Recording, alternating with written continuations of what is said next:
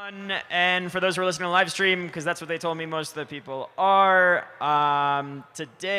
tonight, we're going to talk a little bit about proof of stake and the merge. And actually, I'm going to do it in Spanish, so I'm going to be practicing my Spanish a little bit, so you can help me out if I struggle, when I struggle, maybe.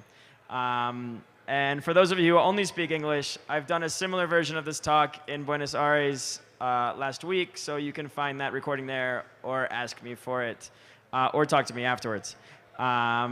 Pero bueno, empezamos. Esta noche vamos a hablar de Proof of Stake y el Merge. Yo trabajo con la fundación de Ethereum, especialmente con el equipo de DevCon. Y de hecho, el DevCon viene a Bogotá este año en octubre, por primera vez en Sudamérica, y espero que les veamos allá.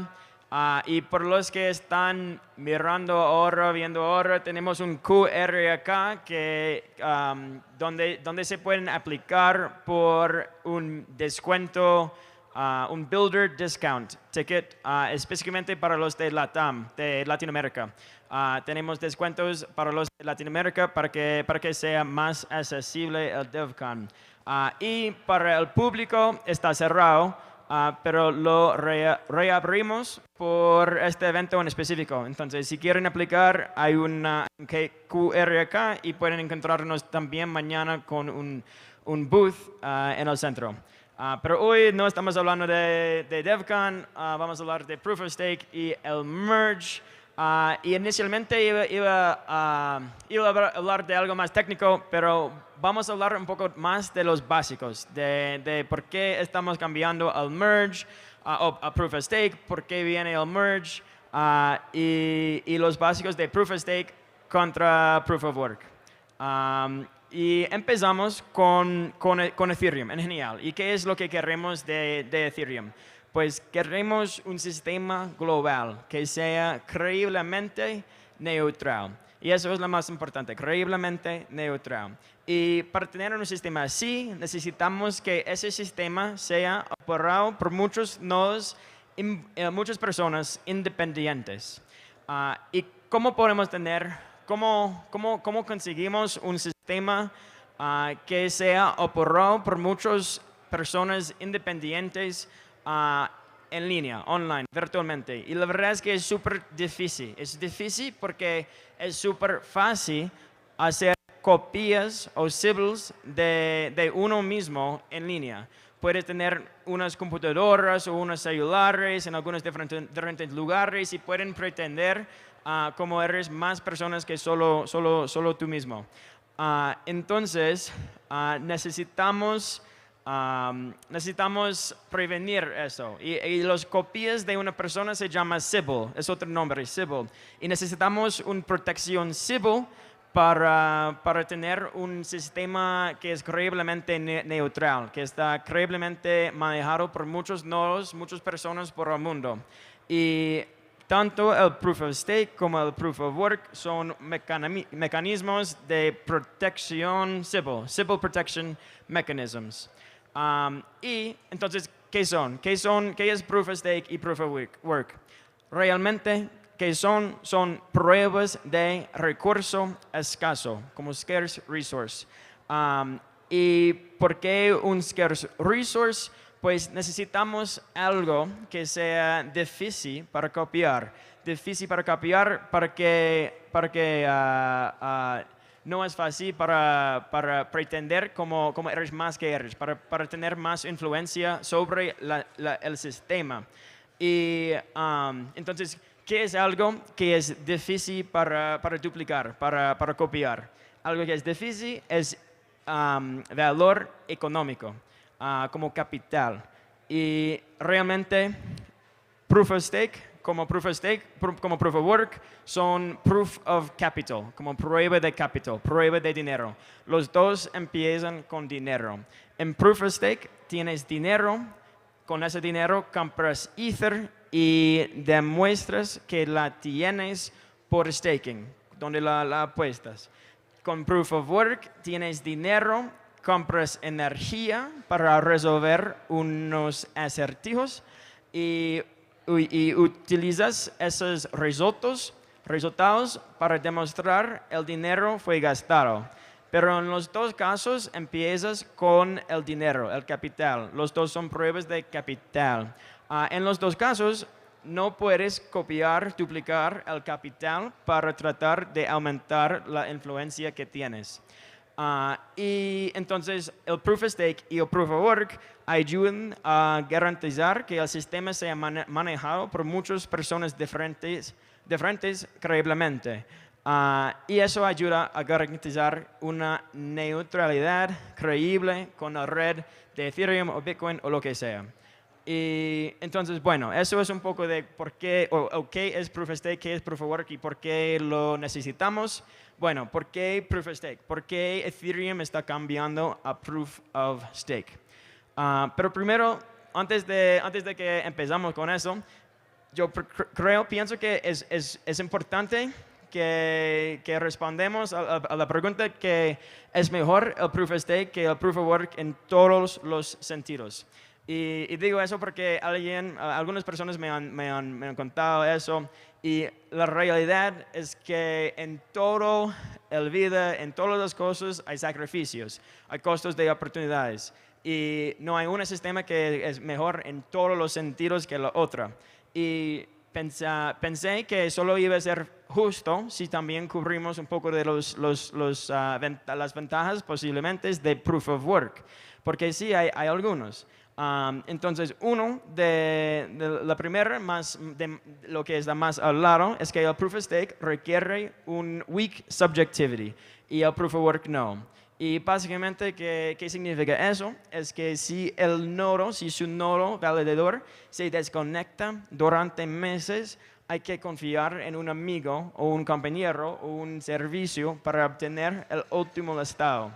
Y pues, bueno, el grado de esto, de weak subjectivity, existe menos en Proof of Work, pero todavía existe. En algunas formas, como estás confiando a los desarrolladores de los clientes y los bloques de Genesis y inicialmente los IPs de bootnodes, pero sí existe menos. Otra posible ventaja de Proof of Work es que los ataques a Proof of Work son más detectables anteriormente. Lo que significa es que si se van a atacar a Proof of Work, la compra de miles de millones de dólares de hardware de minería es probablemente notable. Pero con esto diría yo que notable es una cosa y parable es otra cosa. Si pueden parar un ataque como así, probablemente necesitar como encontrarlos en físico y atacarlos. Entonces, pero sí, bueno, es más notable anteriormente.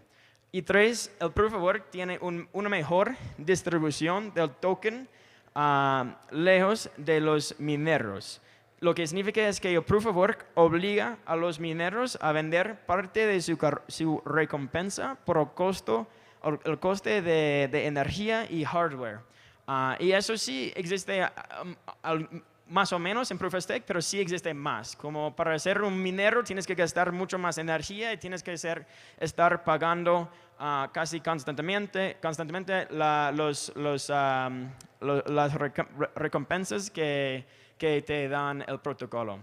Y eso es mejor por la distribución del token. Y bueno, si quieren aprender más de Proof of Work versus Proof of Stake, les recomiendo estos dos recursos. Uno de Vitalik, que es un artículo, y otro es un podcast de Justin Drake y Lynn Alden de Bankless.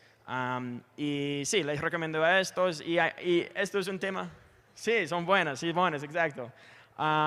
Y bueno, entonces, estos ya hablamos un poco de las posiblemente ventajas de Proof of Work. Entonces, ¿por qué estamos cambiando a Proof of Stake? Si esas ventajas de Proof of Work existen. Y la verdad es que, pues, mi opinión, por lo menos, es que sí hay algunas ventajas de Proof of Work, pero hay muchas más ventajas de Proof of Stake. Y en general es un cambio que tiene mucho sentido a cambiar a Proof of Stake. Y vamos a cubrir 6 ventajas de Proof of Stake que existen en la red. o con el consensus mechanism. La primera es que el proof of stake nos da mayor seguridad. ¿Y qué significa eso? Es que pues, ¿qué es la seguridad? Cuando hablamos de seguridad es la cantidad de dólares que se necesitan para atacar la cadena. Y es como 51% del control sobre la red. ¿Y cuántos dólares necesita para tener esto? 51% de control. Y Proof of Stake ofrece aproximadamente entre 5 a 10 veces más seguridad por el mismo coste. Y entonces lo que significa es que un atacante necesitaría entre 5 a 20 veces más capital para realizar un ataque de 51% en Ethereum Proof of Stake frente a Ethereum Proof of Work. Y los números, si quieren ver las calculaciones, pueden ver este artículo de Vitalik donde les muestra. Y bueno, cuando hablamos de, pues dije, el Proof of Stake ofrece más seguridad por el mismo coste. Y cuando dije coste, pues ¿cuál es el coste de qué estamos hablando? El coste es lo que hay que pagar para incentivar a los validators. ¿Qué tenemos que pagar a los validators para incentivarlos para que se protejan la red? Y lo pagamos en emisiones de Ether como block reward. Y con Proof of Stake podemos reducir las emisiones para conseguir una seguridad igual o mayor que la que tenemos con Proof of Work. Y con menos emisiones podemos llegar más fácilmente a un punto en el que se quema más Ether del que se crea. Y con esto podemos llegar a un punto donde la oferta de Ether es deflacionario. Y esto es de donde vino el meme de Ultrasound Money, lo que puede ver acá, donde tenemos una oferta de Ether que está disminuyendo. Y bueno, con una oferta de Ether que está disminuyendo, posiblemente tendremos un mayor precio del Ether, lo que significa un mayor coste para atacar la cadena de Proof of Stake, la cadena de Ethereum. Y pueden verlo muy fácilmente acá con otro sound.money. Y lo que está diciendo acá es a la izquierda puede ver cuánto Ether estamos quemando cada año. Ahora es 2.7 millones de Ether cada año estamos quemando. Y esto es por cada transacción que haces. Cada transacción que haces porque el AAVE 1559 estás quemando Ether. Y a la derecha pueden ver cuánto Ether estamos emitiendo como issuance, como imprimiendo. Y ahora, antes del merge, estamos imprimiendo 5.5 millones millones de Ether cada año y tenemos una inflación de 2.3% cada año.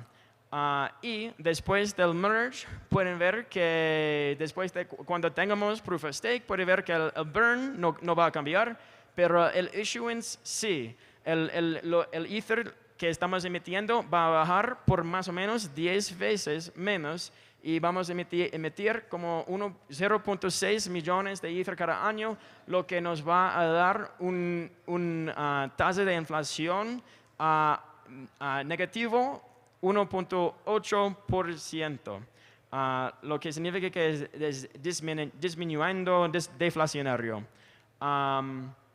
Bueno, la otra ventaja de Proof of Stake es que nos da más descentralización. ¿Cómo nos da más descentralización? Pues imaginamos un ejemplo. ¿Cómo convertirse en un minero independiente en Proof of Work? Pues necesitas que invertir millones de dólares en la creación de su propia granja minera, como su propia mining farm, para ser tu independiente minero. O puedes invertir menos, pero estarás entrando en un pool, en un mining pool. Y esto está contribuyendo a la centralización del red. O puedes invertir menos y hacer minero, pero pero no es rentable. Y si inviertes menos, no va a ser rentable y no va a ser sostenible. Y vemos otro ejemplo en Proof of Stake, cómo convertirse en validador en Proof of Stake. Pues no es necesario ningún hardware especial. Pueden usar un Raspberry Pi por $300 o la computadora que tienen con ustedes ahora mismo. Solo necesita los 32 Ether, lo que pueden comprar de amigos o intercambios o exchanges o lo que sea. Y ahora los 32 Ether cuestan como $55,000, lo que sí es mucho para algunos, es mucho para muchos. Pero la verdad es que no es mucho comparado con los millones que es necesario para ser tu propio granja minera, tu propio mining pool, mining farm en Proof of Work.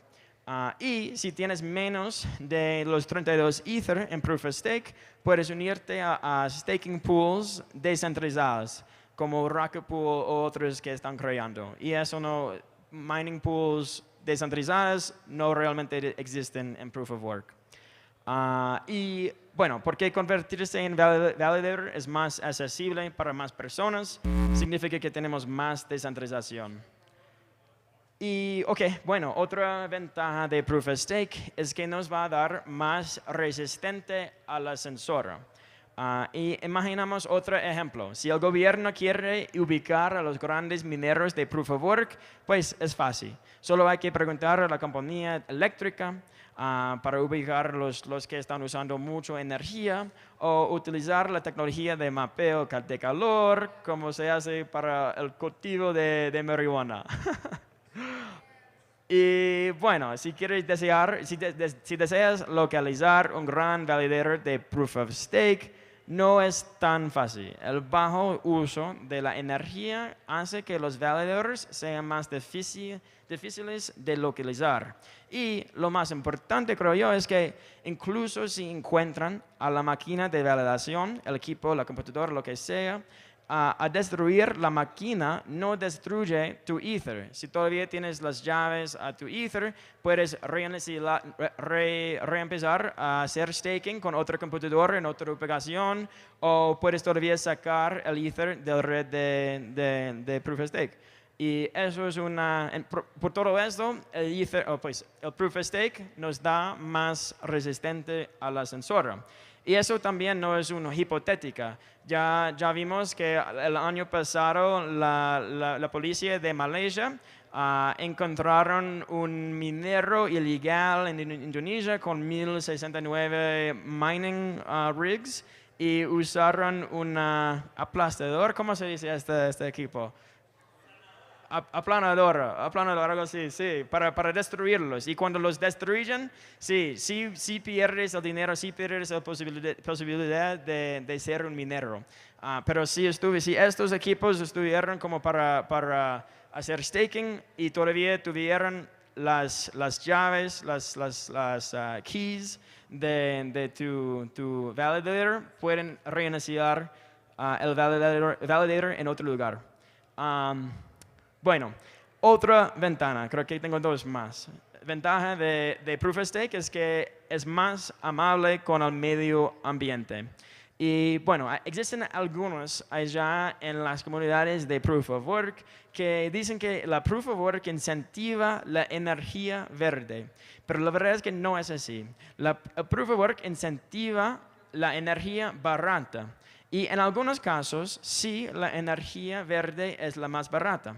Pero en muchos casos la energía más barata no es la verde. Y bueno, y porque Proof of Stake es más amable con el medio ambiente, pues imaginamos la diferencia. Proof of Stake realmente es solo Proof of Work, realmente es solo Proof of Stake con pasos adicionales, con extra steps. Y en Proof of Work, pues, ¿cómo funciona? En lugar de hacer stake con tu capital, necesitas utilizarlo para quemar energía y resolver un puzzle, un acertijo y demostrar que has quemado energía y capital con el resultado de este puzzle. Mientras en Proof of Stake solo demuestras que eres dueño del capital por staking, por ponerlo temporalmente en el stake. Y no tienes que quemarlo, no tienes que usarlo para quemar energía, nada.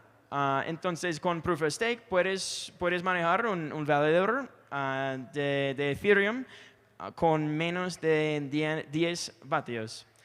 Y bueno, con Proof of Stake se espera que Ethereum reduzca sus emisiones de energía en un 99.95%. Y estamos súper emocionados por esto en pues un mes. Ok, la última ventaja de Proof of Stake, y esto nos va a dar una idea para el hackathon. Entonces, si aún no tienes una idea para el hackathon, escúchame ahora porque les voy a dar una idea que tengamos. Bueno, pero la ventaja de Proof of Stake acá es que con Proof of Stake tenemos mejor recuperación de los ataques. Y creo que existe otro mito dentro de las comunidades de Proof of Work que dicen que los ataques de 51% no son viables para las cadenas con alta seguridad, como Bitcoin, como Ethereum, como algunos otros. Pero realmente, para atacar con 51% de Bitcoin y Ethereum, cuesta entre 10 a 20 mil millones de dólares. Y sí, eso es mucho. Por tú y yo, eso es mucho dinero y no vamos a atacar Ethereum o Bitcoin ahora. Pero por los estados, realmente no es mucho. Los presupuestos, por ejemplo, el presupuesto de defensa de China en 2016 era 146 mil millones de dólares por un año. El presupuesto de defensa de los Estados Unidos en 2021 era 745 mil millones de dólares pues 20 mil millones o incluso 50 mil millones no es nada para ellos para atacar las redes de Bitcoin o Ethereum. Entonces, en mi opinión, veremos grandes ataques de 51% con Bitcoin, Ethereum y otros en nuestras vidas. Y entonces, por eso es súper importante que tengamos la posibilidad de recuperar de los ataques. Y en el Proof of Work, los ataques son mucho más fáciles de recuperar. ¿Y por qué es esto? ¿Por qué funciona así? Pues funciona así porque en Proof of Work el capital está fuera del sistema. Entonces, si alguien está atacando, no se puede saber qué mineros están atacando, no sabes dónde están los mineros que están atacando y no se pueden pararlos. Mientras tanto, en el Proof of Stake, el capital está dentro del sistema, es Ether. Y si alguien está atacando, pues el capital atacante es visible y puede ser sacado a la fuerza o borrado por la intervención de la comunidad. Y esto es un ejemplo donde Proof of Stake es como mucho mejor que Proof of Work, porque en Proof of Work realmente no es posible de recuperar y en Proof of Stake sí es posible de recuperar. Y aquí viene un hackathon project idea. Bueno, y la idea más o menos va como, pues, si un ataque de 51% va a pasar, necesitamos resistirlo. Necesitamos primero identificar qué está pasando y necesitamos como herramientas simples, sencillos para que la gente normales como ustedes y yo pueden identificar y realizar qué está pasando. Necesitamos como dashboards o herramientas que nos dicen que si la red de Ethereum está abajo de un ataque o otro.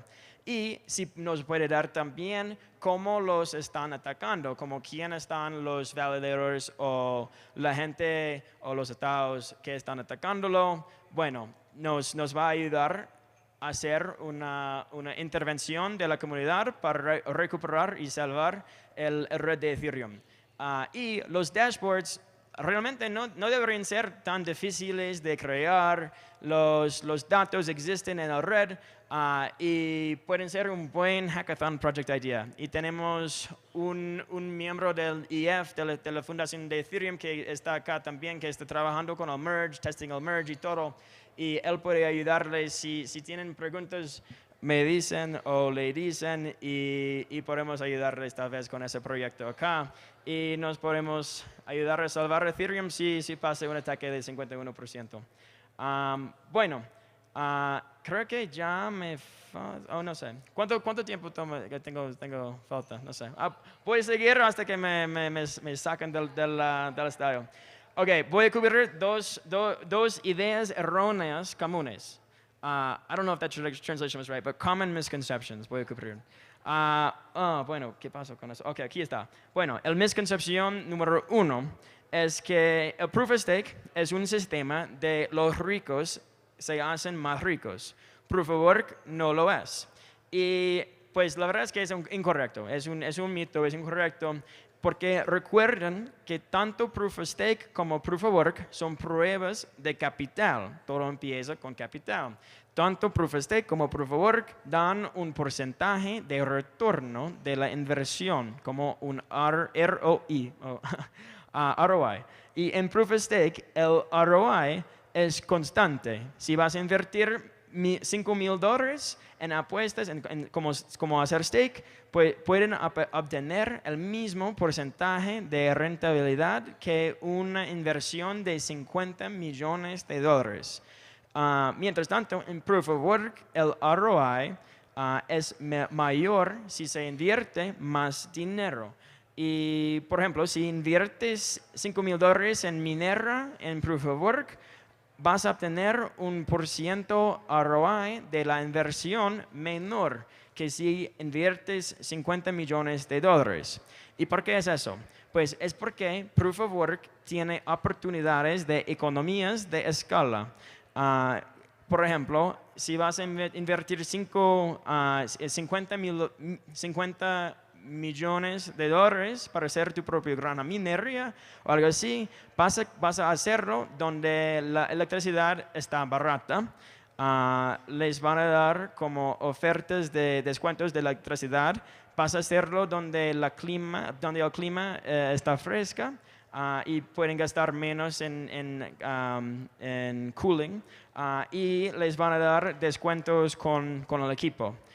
Pero si inviertes como $5,000, no les van a dar nada de esos beneficios.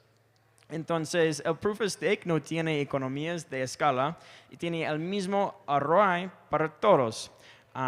En conclusión, el Proof of Work es donde los ricos se hacen más ricos que en Proof of Stake. Y eso es una misconcepción que tenemos que corregir en el mundo. Otra misconcepción, número 2, es que el Proof of Stake significa que las actualizaciones de Ethereum son controladas por las stakers, y eso es un error. Esto lleva a algunos a creer que los activos de Proof of Stake son más parecidos a las acciones porque la gente piensa erróneamente que los estafadores, que los stakers deciden los cambios de protocolo.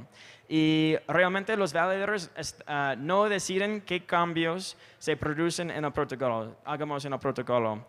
No hay gobierno de la votación de la moneda, no hay control plutocrático sobre los cambios en el protocolo. Ethereum tiene un gobierno informal, del mismo tipo que Bitcoin, y la conclusión es que Proof of Stake no es un gobierno de los ricos, no es comparable a un equity, y los stakers no deciden los cambios de protocolos. Es un gobierno informal similar a lo del Bitcoin. Y bueno, creo que ya no tengo más tiempo. ¿Cuánto tiempo tengo? How much time do I have? Wrap it up, okay. Bueno, voy a hablar un poco del estado del merge. Usé un traductor allá de la fusión, del merge. Bueno, hemos estado trabajando en el merge, en Proof of Stake, desde el principio del protocolo en 2015 y por fin estamos súper cerca. Pues sí, lanzamos un Beacon Chain hace 2 años, en octubre de 2020. Hemos estado mejorándolo, probándolo y en junio empezamos haciéndolo el merge, the merge con testnets reales, los que usan realmente la gente, los desarrolladores en la comunidad. Y empezamos con Robson en June 8th, en 8 de junio, y era un éxito, fue un éxito. Se polió en el 6 de julio y fue un éxito. Gerline hace una semana en el 10 de agosto y eso fue la última testnet antes que vayamos al mainnet.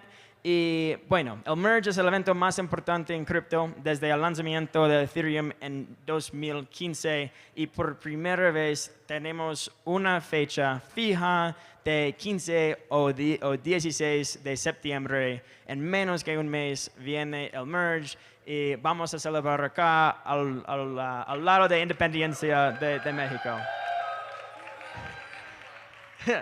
Y bueno, eso es todo. Si tienen más preguntas, me pueden encontrar acá por el fin de semana o me pueden enviar un DM en Twitter. Y aquí son los slides si los quieren por más tarde. Y gracias por todo y suerte con todos los proyectos. Y nos vemos, sí, en algunos de los eventos más que vienen a Latinoamérica. Bueno, gracias.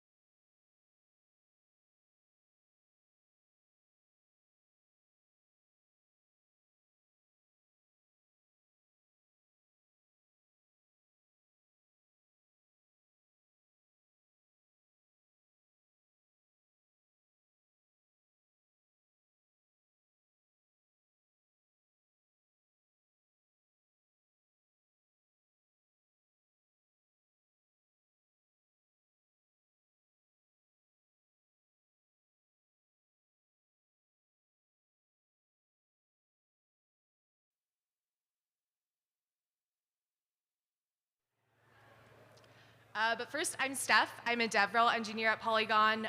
You can also find me on Twitter at Oceans404, but the O is a 0. It's kind of hard to read. But we're talking about evolving NFTs. I just wanted to throw this up because this is kind of my ETH global evolution.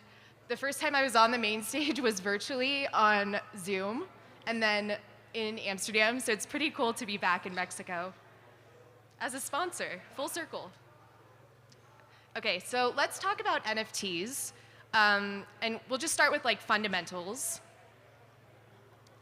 So NFTs allow for the creation of non-fungible tokens for tracking ownership of different things. So we've seen that as digital collectibles like the Bored Ape Yacht Club collection, but we've also seen physical properties being sold as NFTs, and then even assets with negative value like loans. But this is just an ERC 721 token standard. So you can see all the required functions and also events. If you create an NFT contract, you'll probably extend a contract like this. And you'll have to have all of these functions and events as part of your NFT. This is my PFP. It's a doodle. But what is really important about it is the token URI. So the image, the name, the description, and all of the different attributes that describe this NFT. So you can see the face has a happy note, the hair is long and purple, the body is a white puffer, And one of the things about NFTs historically is that if they're used for collectibles like my doodle, it's pretty important that these images and also the metadata are immutable so that they don't change, so that this stays a rare asset for different features that it has that the rest of the collection doesn't have. So with collectibles, it does make sense to have immutability, but can you think of any other use cases where maybe immutable assets aren't as fun or they just don't fit the problem statement? I thought of a few. So the first one is in gaming. If you have NFTs or assets that level up or change the way they look based on different things that happen in the game. Another thing I thought about was a COVID passport. So I have this really annoying piece of paper I have to carry around, and then every time I get a vaccine or a booster, somebody like physically writes it into my passport, which is pretty ridiculous. I think that should be on chain. So a digital passport is something that could be a cool evolving NFT. Also baseball cards. I'm from LA, so I watch the Dodgers. Hopefully Cody Bellinger never leaves, but if he does, his baseball card team would change, and this baseball card wouldn't be relevant anymore. And then this is just kind of a dig at Bored Ape Yacht Club, because static NFTs are boring. But how are we going to build this? So we're going to use Polygon POS and Tableland. Just to give you a quick refresher on Polygon, it's an Ethereum scaling solution. It's great because transactions are really fast, they're low cost. We're also going carbon negative this year, which I'm really excited about, so nice and sustainable. And then Tableland, which you might have heard about. I don't think they're here, so I'll just talk about it. But Tableland lets us write SQL to create tables to store mutable NFT metadata that is governed by immutable rules. And the Tableland data exists on both Polygon and Mumbai, so whichever network you choose to deploy on, you'll be able to do that. And so in this dApp that I created, I made two different tables, a main table and an attributes table. So the main table has ID, name, description, and image. And then the attributes table has all of the different trait types and values that you would see as part of an NFT. So this is an example of one that I made today. I called it Tequila NFT. My Spanish has been pretty bad this trip, but I can always say the word tequila. So that's what we went with for this demo. But just to go back to the doodle really quick, you can see that the attributes are the same way, where it's an array of different objects, and each object has a trait type as well as a value. Cool. So I created some drink NFTs. I had 5 different images that we can update. And you can see that the glass goes down, down, down. I actually sent these to some of my friends who are in this room. Christina, you have one. Kartik and Jacob, I also sent you drinks, because I thought you deserved them. But I'm going to modify your NFTs to drain your drinks. And I'll show you how to do that, which is pretty rude in the real world. Don't drink your friends' drinks, but we'll do it today. So we're going to mutate the image URL, and then we'll also mutate different attributes. 2 callouts for this. The first one is just that the default for Tableland is that you can only mutate data if you are the contract owner. So if you've deployed it, you can mutate it, but you can override that behavior by adding something called a Tableland controller, which allows you to have like the owner of the NFT mutate it if you were interested in that type of behavior. And then the other call out for this demo is we're going to be manually updating the NFT just like from the command line, but you could do this automatically with chain link keepers or a different solution like that. So let's get to the code. I created a GitHub repo for this. It's just under my GitHub, Oceans404. It's called Mutable NFTs, Tableland and Polygon. I'm pretty proud of the README, so take a look at that if you wanted to duplicate this or do it in your own projects. It just has the 2 intros, and then building instructions in case you wanted to deploy this yourself. You would just create a .env file, add 3 different API keys for our Mumbai Alchemy key, Polyscan, and then your private key. And then you just install, and you could run this smart contract to create your own contract. Where was I? Let me get into the code. Okay, so the first thing that's pretty specific to my tequila NFTs are that this custom metadata generation, I'm just setting it. It's a naive solution. I don't have trait randomness for these NFTs. I have 3 different tequila types and 2 different drink names, and they're being randomly added as attributes, attribute values. These are just the starter values. I'll show you how to update these values since that's kind of the interesting part of this demo. But I just wanted to give you a sense of how we're creating the metadata first. So the first thing I did was just deployed that smart contract, and I'll show you the polyscan of that.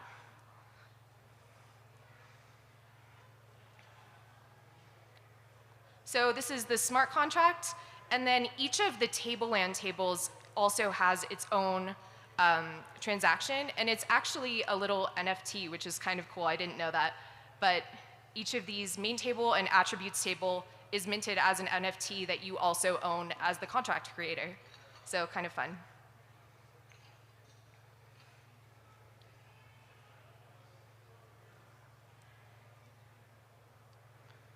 Okay.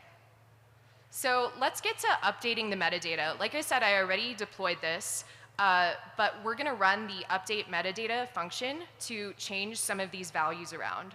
So I created a big block so you can probably update these on your own.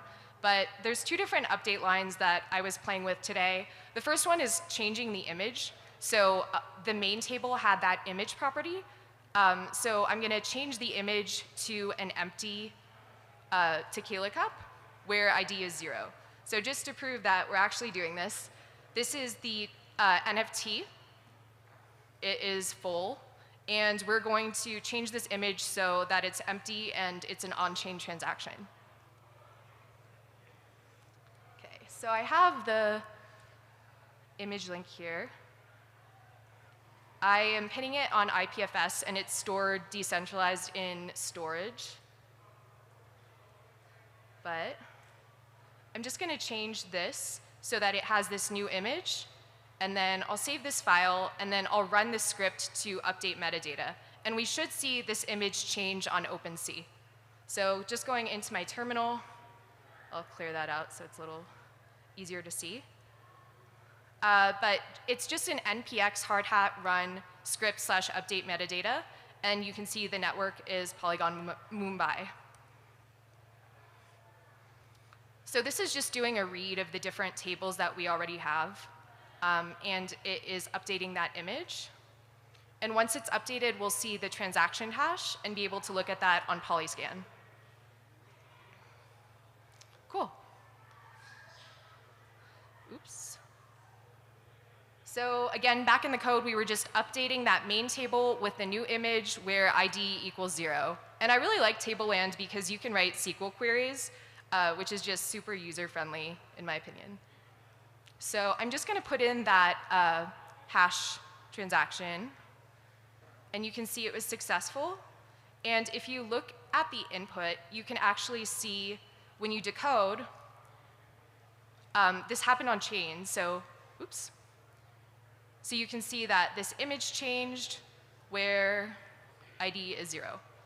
And now, if we go back to this NFT, I think we'll have to run a refresh on the metadata because OpenSea is a little slow. But in a minute, we should see a completely new image that is an empty cup.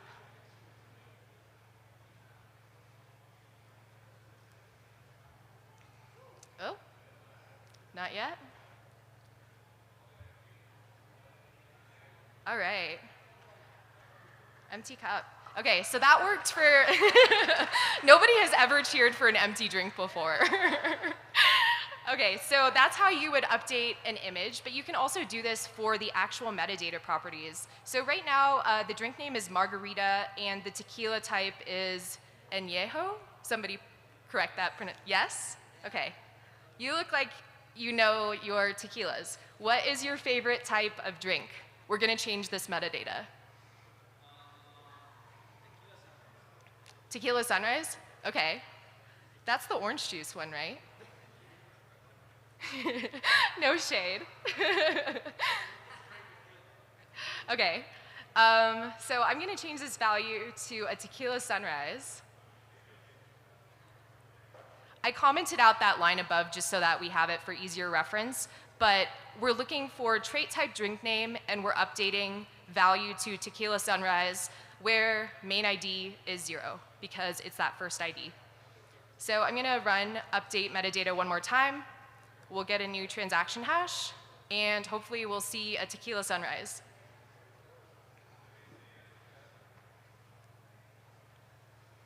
And I'm not super artistic, but if you were and you wanted to play with SVG data, you could do fun things with pixel art to actually make it look like the drinks. Someday I'll get to that level of artistry.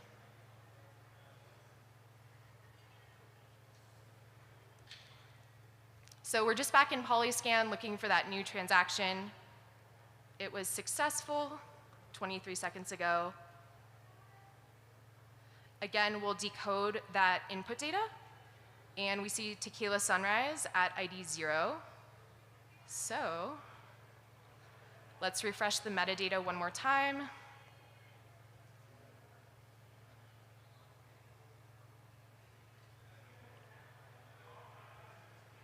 And we have an empty tequila sunrise. Woo! All right, I'm just going to go back to my slides.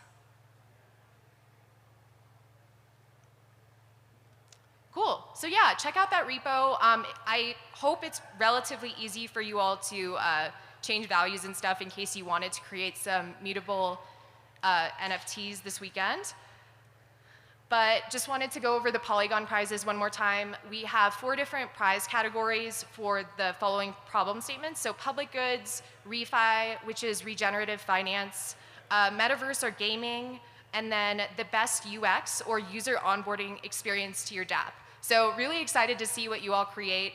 We'll probably give away 2 to 3 prizes in each of these categories.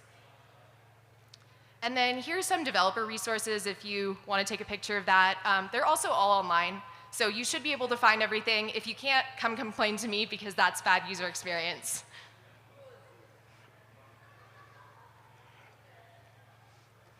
Cool. And then this is our Polygon devs Twitter.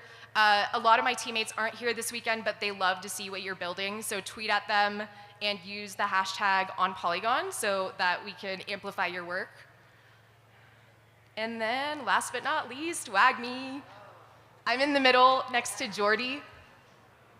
This is an iconic photo because he is like the creator of ZK-EVM, and I'm not worthy to be standing next to him, but fun photo. All right, thank you so much. Feel free to come up to me and ask any more questions or just chat, tell me what you're building. And yeah, have a great weekend.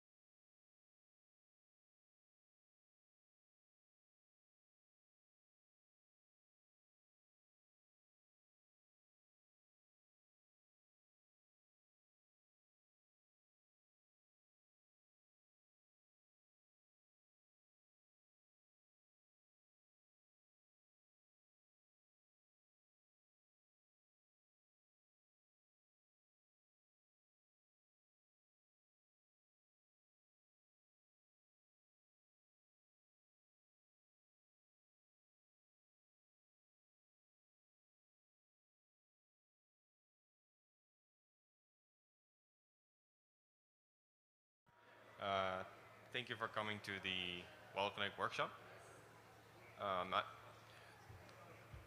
This workshop is just a quick introduction of how to use WalletConnect. I'm first going to do it in English, and then if there's any questions, I can also do it in Spanish again. Just know how that. Voy a primero hablarlo en inglés, y si tienen preguntas en español, yo con mucho gusto los puedo responder después. I'm going to start. So WalletConnect is basically a remote secure signing protocol.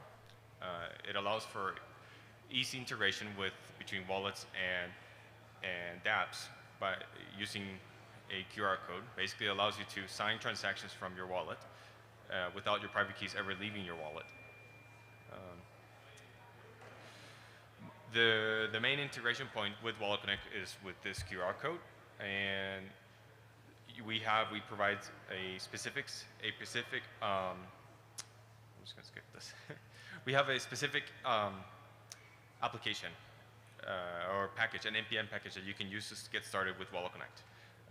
This is the Web3 model, and basically it's just a single provider that you can see here in this image that gives you the ability to either use MetaMask, WalletConnect, Taurus, Coinbase. It basically allows you to use any Web3 provider with just a single NPM package. So if you want to develop a dApp that is enabled with WalletConnect, you would use this NPM package. Let's just go through it. So this is the package that you need. If you already have a dApp, a website that is already set up, all you need to do is just to add this dependency for enabling the Web3 model. And then let's show you how you can get it started with. So this is the easiest way to get started with a QR code. Pretty much by setting it up with this object. You can see that in the object we got Web3 model, and then we pass it an object parameter, and we have the network mainnet. And you need to get an inferior provider, an inferior project ID. And just to repeat, this is just for version 1 of WalletConnect. I should have mentioned this earlier. Version 1 of WalletConnect is the current most stable version that we have right now, and it's the one that you're likely going to have the easiest time with. From our perspective, the bad things about version 1 is that you can only use for EVM chains. And I'll go over V2 later, but this is just if you want to have a working dApp, we recommend that you use V1 for now. What else? So once you have the Web3 model initiated, you can do the .connect, and this will allow the user, once they click on the connect button, it will display this 4 options, and then you can just select on the WalletConnect option. That will display to you a QR code that you can see like here. It will display a QR code that you can just scan with the wallet. So while developing a dApp with using this Web3 model, you will get returned this provider object. You get given this provider object. This is the traditional provider object that you might find in a lot of dApps that you use. And this provider object gives you basically some events that you need to subscribe to just to get an understanding of when the user changes in a wallet or when the user changes a chain. And it's important to follow the event types just to have an idea that what to expect. And so we recommend that you pay attention to the EIP 1193 event types. And this is what the provider object will be following, the standard that's going to be following. So sometimes you want to quickly test with one wallet and then you want to disconnect. It's like, okay, I want to test it with another wallet. We recommend that you also clear the cache just to make sure that you have a complete clean session, because sometimes when you reload the web browser, the website, you're still going to have the previous account saved in the Web3 model, and so it's because it has a browser cache for remembering the previous accounts that it interacted with. But for development purposes, it's better to disconnect and also clear the cache provider, just to make it easier for you in your lives and don't have like a laggard accounts left over, and that might interfere your development process during this hackathon. So this is the same package, right? You have at the bottom left, you can see all the different types of providers that you can use. You have WalletConnect, you have Coinbase Wallet, the Web3 object, or like MetaMask. There's a big list there, you can see.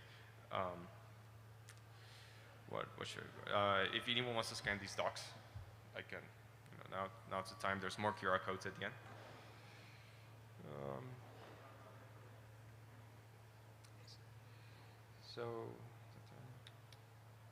So just to repeat, the easiest way to interact with WalletConnect is to first use this package, this Web3 modal package, that gives you this interface that you see on the left that has these several options, and with these options you can have a provider object that allows you to either send transactions and request information from the wallet. I recommend that you look at the docs so you can understand the full scope of features that this Web3 modal package can give you for developing your dApp. Here's a very good example repo. It's basically a quick start for a dApp, and it has the Web3 modal enabled. And yeah, this is like the easiest way for you to get started with WalletConnect. Okay, so everything before here was for version 1, and I want to be clear that for this hackathon, that version 1 is the easiest way to get something working for you. Now, we have also a version 2 recently that we just released, and we're trying to push it more because it's the direction we want to take the software, our SDK. Right now, the version 2 WalletConnect doesn't have a Web3 model, so you would have to fork one of our existing example repositories that I'll show you later. And the only API that's supported is the sign API. So it's like you can sign for transactions, and the wallet can respond. Right now, these are the wallets that support version 2. So this is a good list in case you want to be testing them, just to have an idea, because not all wallets currently support version 2 of WalletConnect. We have a website, a React wallet that you can use for testing purposes. So if, like, for example, if you find something that's not working for you, you can go to this react-wallet.walletconnect.com, and that should provide you a very simple browser-based wallet that you can then use with WalletConnect version 2. And then on the right side, you have a React app that is using WalletConnect version 2 at this domain, react-app.walletconnect.com. So just to be clear, just to repeat what I said, like these are some wallets that already have integrated WalletConnect version 2, and so it's not all of them, just a specific list. But if you find issues developing with these wallets that's on this list, we also have this React wallet that you can use for version 2. Another important thing for version 2 is that we have a project ID gateway that you need to use to set up your provider. You'll see in the docs, if you go to in the docs website, WalletConnect, you will see the instructions of how to set up a version 2 WalletConnect client. And it's important that you go to set up a project ID. So you have to get a project ID before anything else for version 2. This is different to how V1, where we don't have a project ID. On the other hand, version 2, we do require a project ID. And recently we just released this new feature with sign in with Ethereum, just recently for our own website. So it's actually quite easy. Like, you just have to, if you already have a version 1 of WalletConnect, you can scan the QR code and you can basically create an account and get a project ID without email, just a Ethereum address. So please try it out, and we're quite excited about just this feature. And yeah, so on the first QR code, the V2 websites, this is the repository, which has, there's a lot of QR codes here. It's probably a bit too crowded for this. So this has all the information you need to get started with version 2. For V2, for version 1, 2, and also the whole repository, our whole organization. Yeah, so that's what I have for now. Any questions I should answer, or any curiosities? Go ahead. For example, we want to create a transaction, we need to sign this transaction with our wallet. For example, I want to transfer Ethereum into the DAO or anything. Yeah. If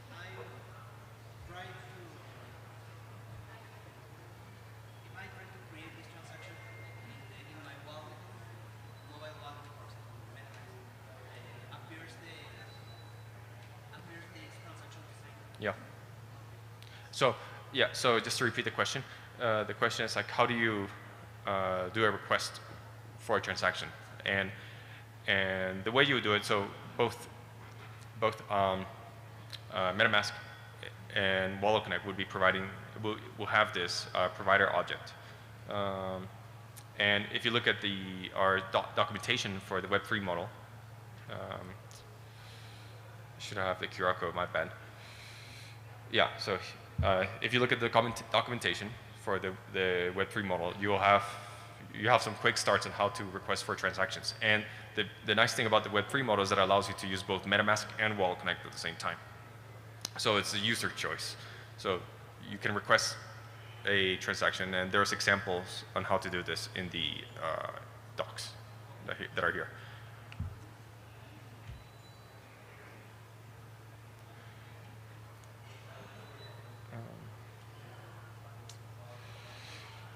Yeah, so just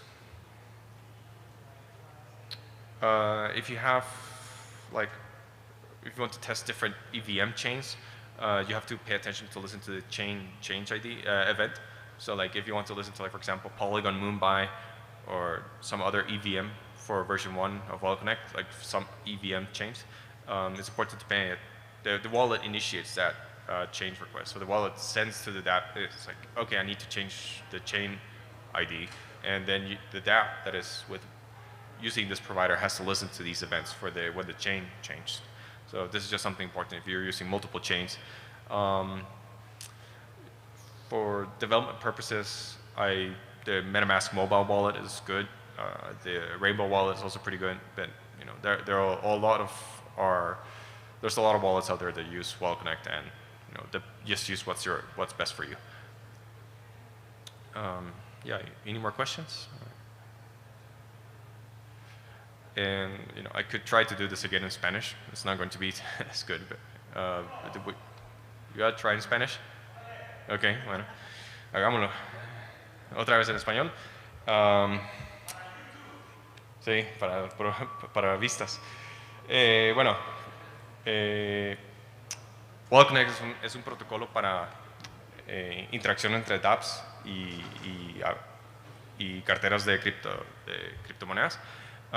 Básicamente proveemos una conexión encriptada para transmitir mensajes entre la aplicación y la cartera de criptomonedas. Podemos ver que cuando uno utiliza WalletConnect, el ejemplo, la forma principal que uno puede ver el comportamiento de WalletConnect es a través de ese código QR que aparece cuando uno presiona en Connect.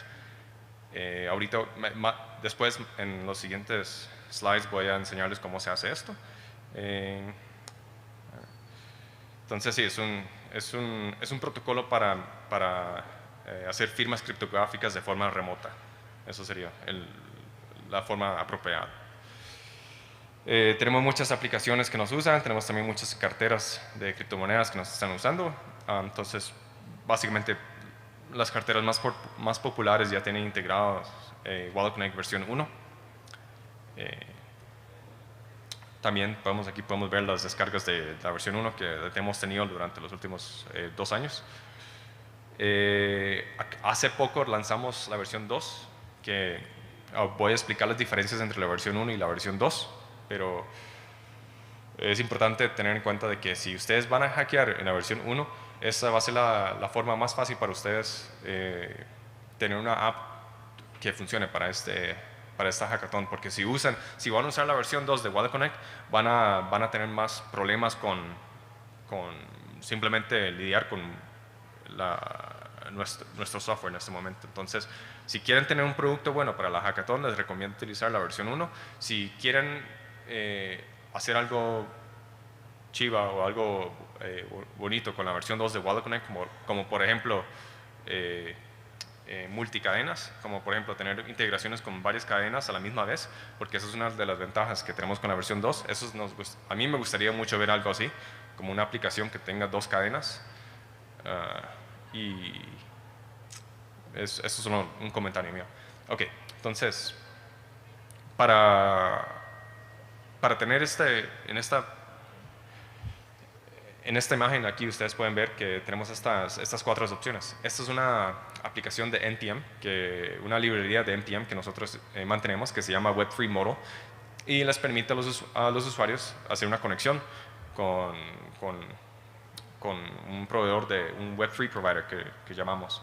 Y esto le permite al usuario utilizar MetaMask, WalletConnect, Taurus, Coinbase. Hay muchas opciones que les puedo enseñar después.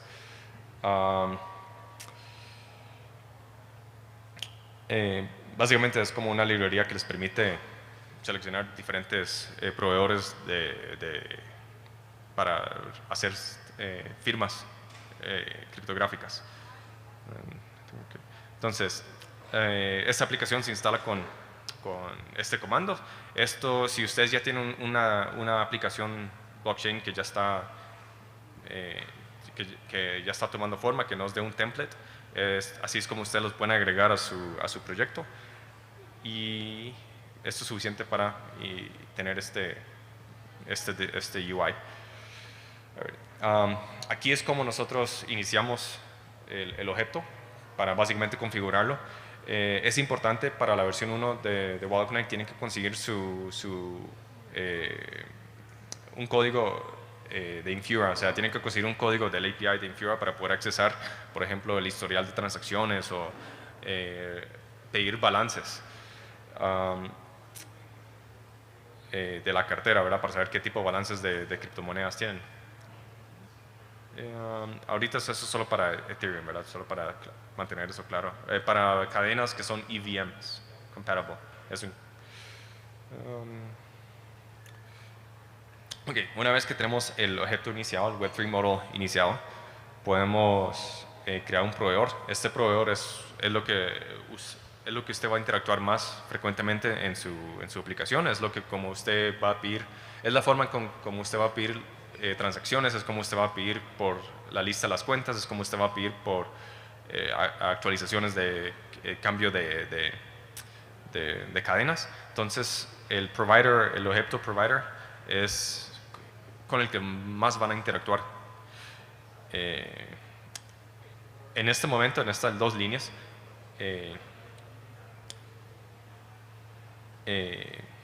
cuando el usuario presiona Connect, en este momento esta función web3.model.connect es la que aparece, o es la que es llamada, y permite que cuando el usuario selecciona o MetaMask o WalletConnect, ¿verdad? Esto devuelve una promesa que resuelve en el provider. Entonces, aquí podemos ver a la izquierda, ¿verdad? Tenemos MetaMask o WalletConnect. Si selecciona MetaMask, ¿verdad? Va a preferir la extensión del browser, pero si selecciona WalletConnect, le va a aparecer este código QR que el usuario puede escanear con su cartera de móvil. Entonces así es como se inicia la conexión, cuando web3model.connect, así es como les aparece el código QR. Es importante que tengan esto presente.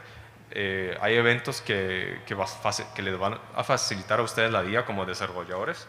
Es una lista de eventos como por ejemplo cuando las cuentas cambian, si la cadena cambió y hay otra lista, tienen que ir a este EIP 1193, que es un estándar para tener una buena idea de los tipos de eventos que existen en este estándar.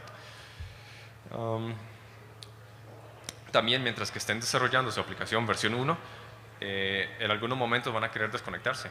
Y mi recomendación para ustedes es cuando ustedes se desconecten, también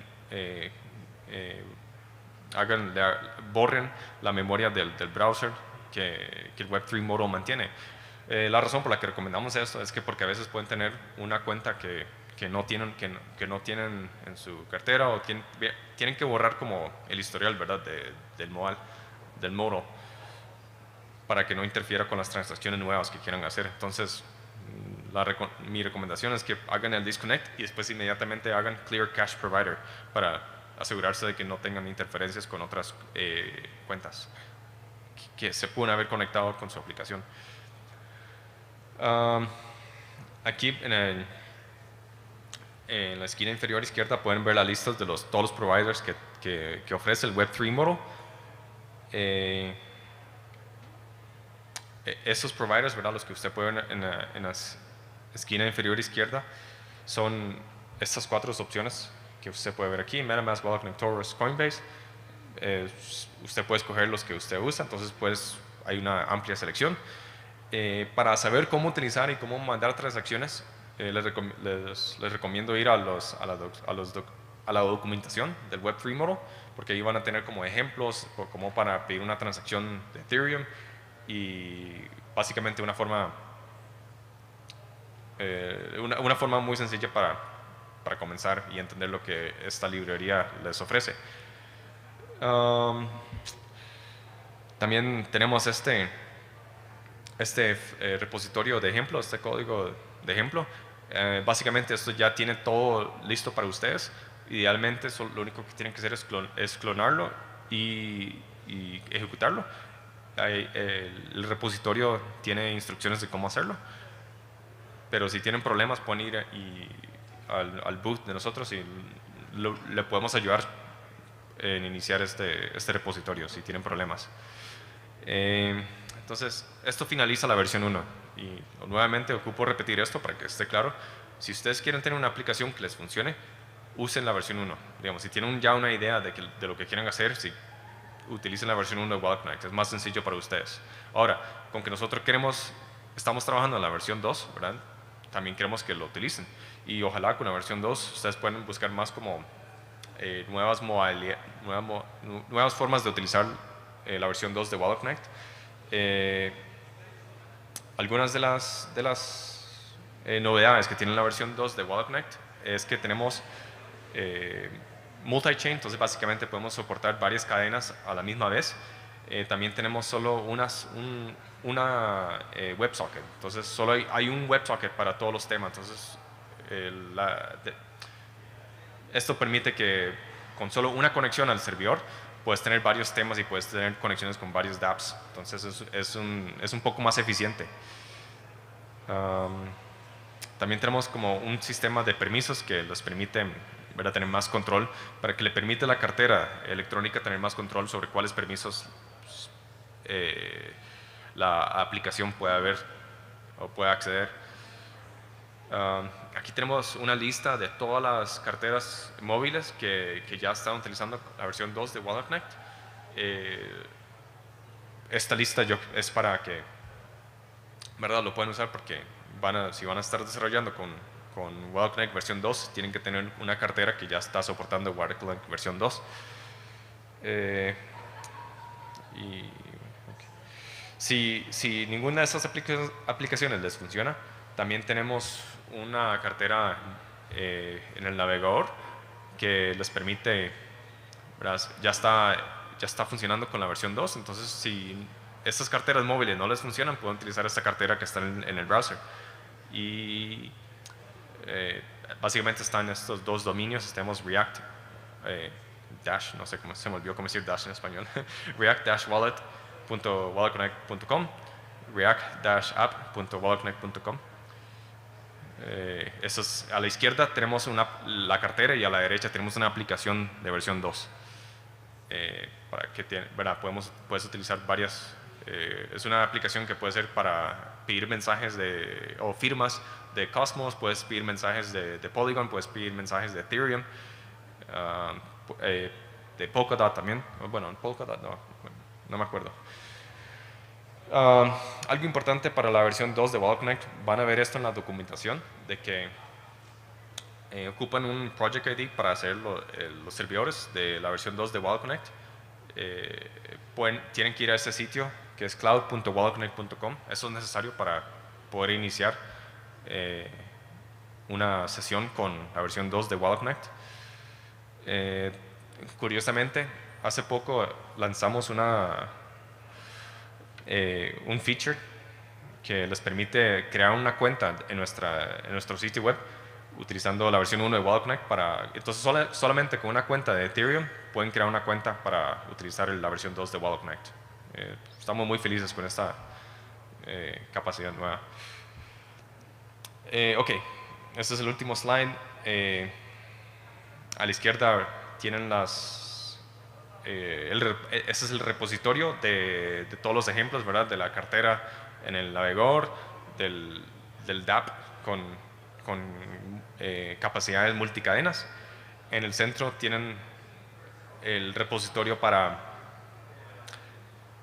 la versión 1, que viene como un quick start simple para hacer una aplicación simple. Y ¿verdad? El último es nuestra organización.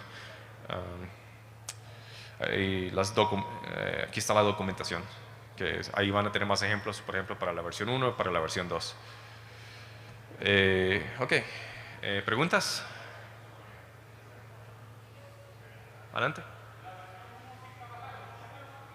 Sí, también trabajo en Polygon. La cartera es la que decide cuál cadena es. Entonces, cuando uno hace la conexión, tienen que escoger esto es Polygon o esto es Polygon Mumbai, y la aplicación, ¿verdad?, te lo acepta porque es EVM compatible. Entonces, eso es lo que importa, que la versión 1 es EVM. Y perdón, voy a repetir la pregunta. Me preguntó si la versión 1 puede funcionar con Polygon. Adelante.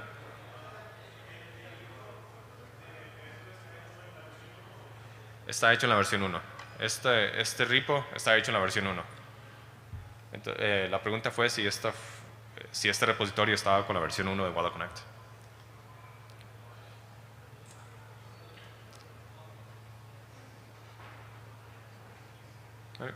Entonces, bueno, muchas gracias y que tengan un buen hackeo.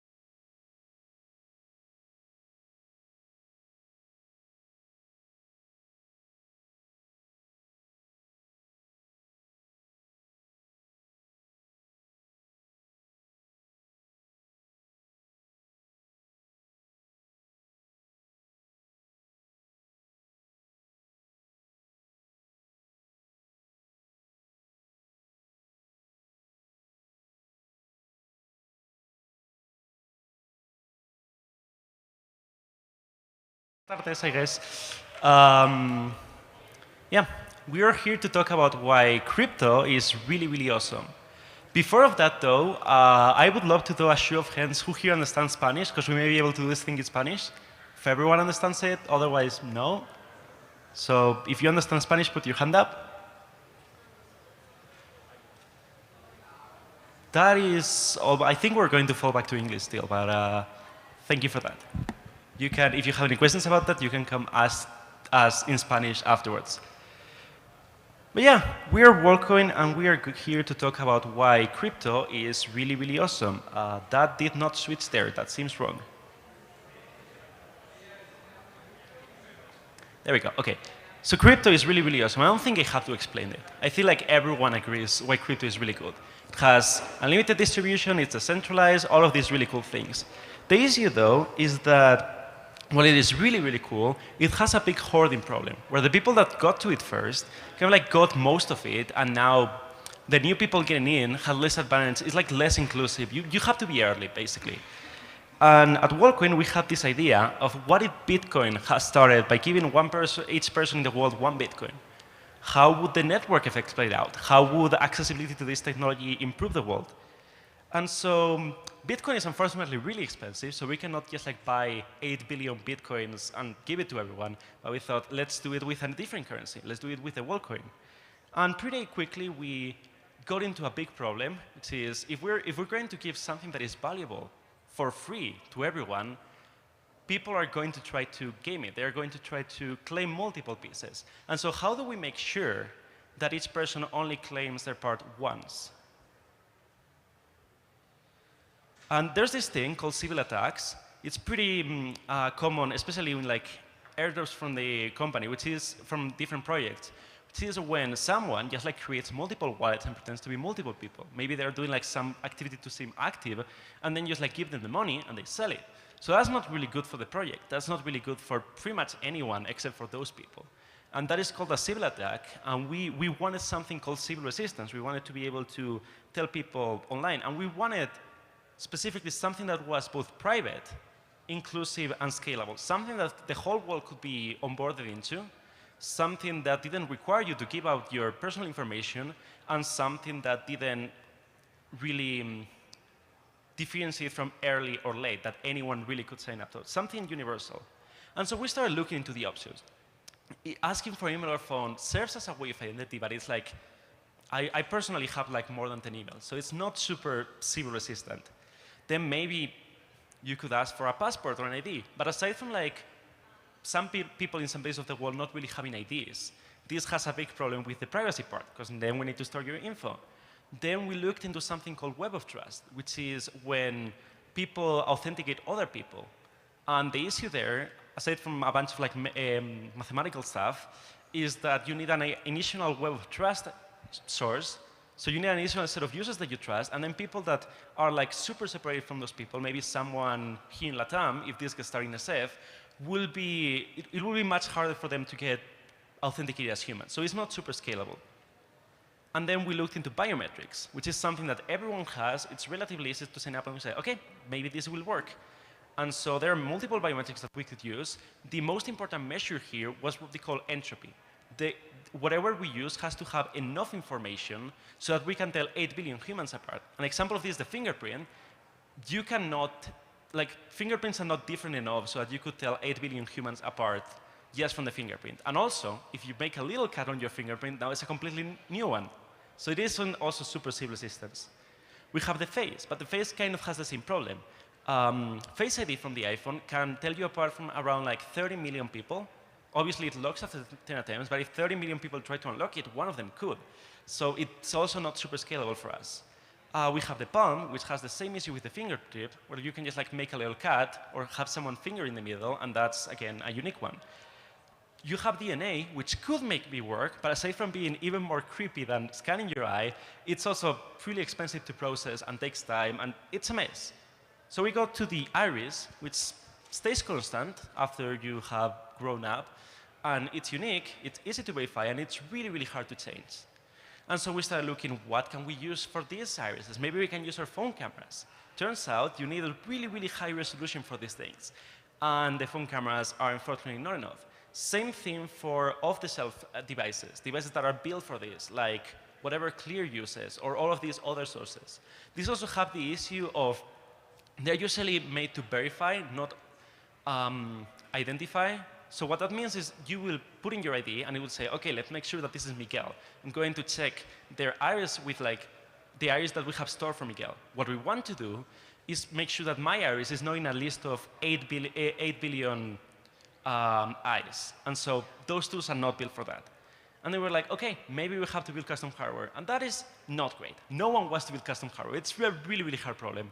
But after a while, we ended up building this thing, the orb. This one is the special Mexican edition, which basically takes care of making sure that you're real, making sure that you're not trying to trick it by scanning a dead body or a pet or just like showing a picture of an eye to it.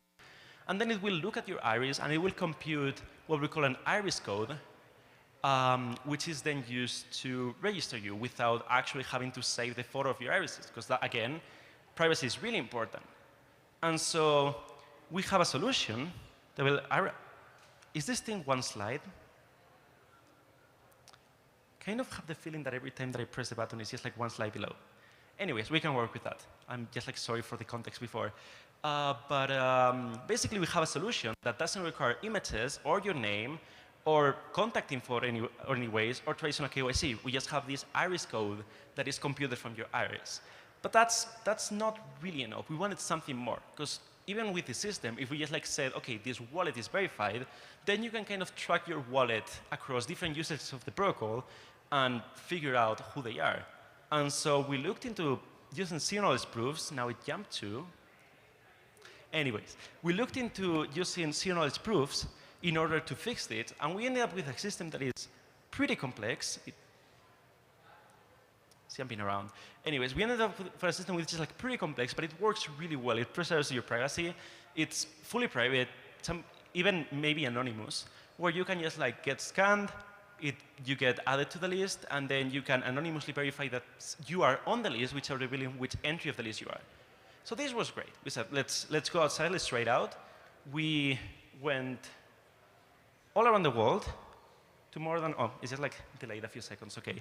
To more than 25 countries, and we tried it pretty much anywhere that we can think of. We onboarded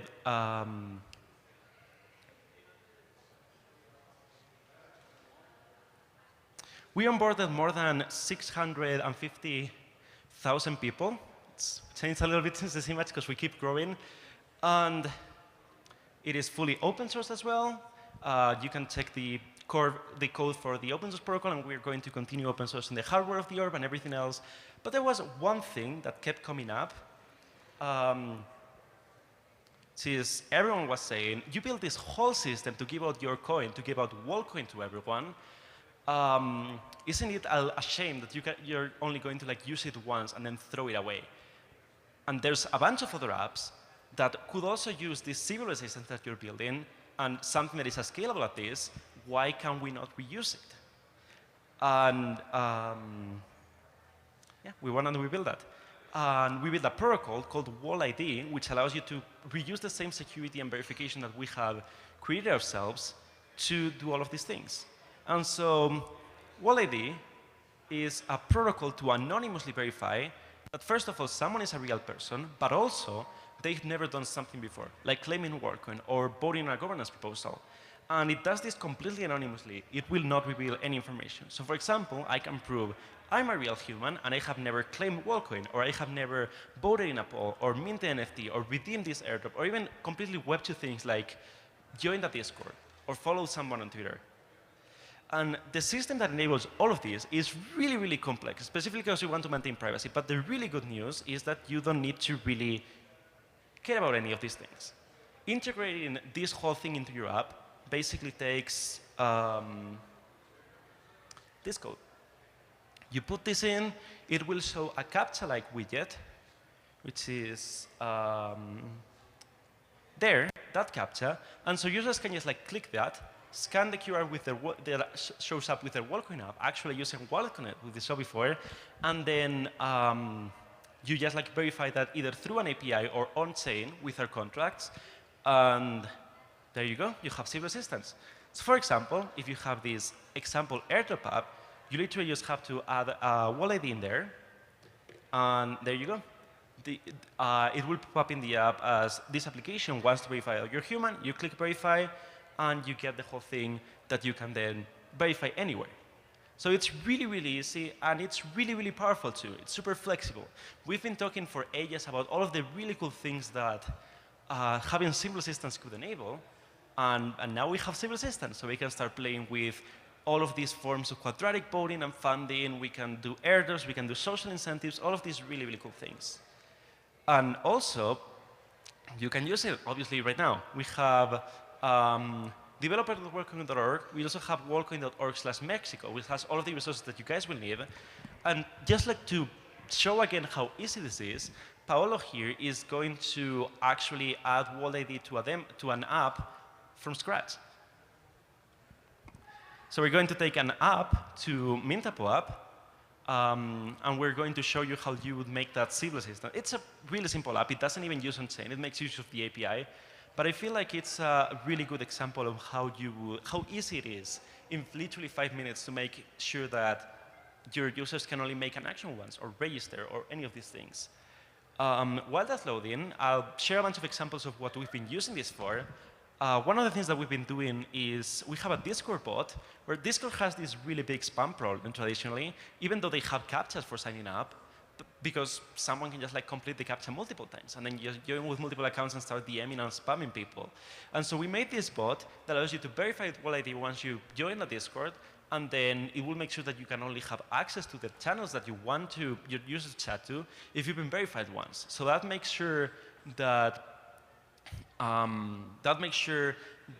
only one account per one account on your server will be a human, and also if you ban someone, they're gone forever. They cannot come back.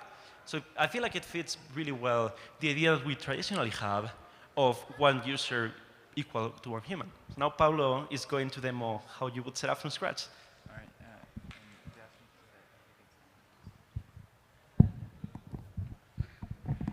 All right. Thanks, Miguel. I'm going to do a live coding session, show you how easy it is to integrate World ID. This is a demo, so hopefully something will go wrong. But let's get started. So easiest way to get started with World ID is going into our developer portal.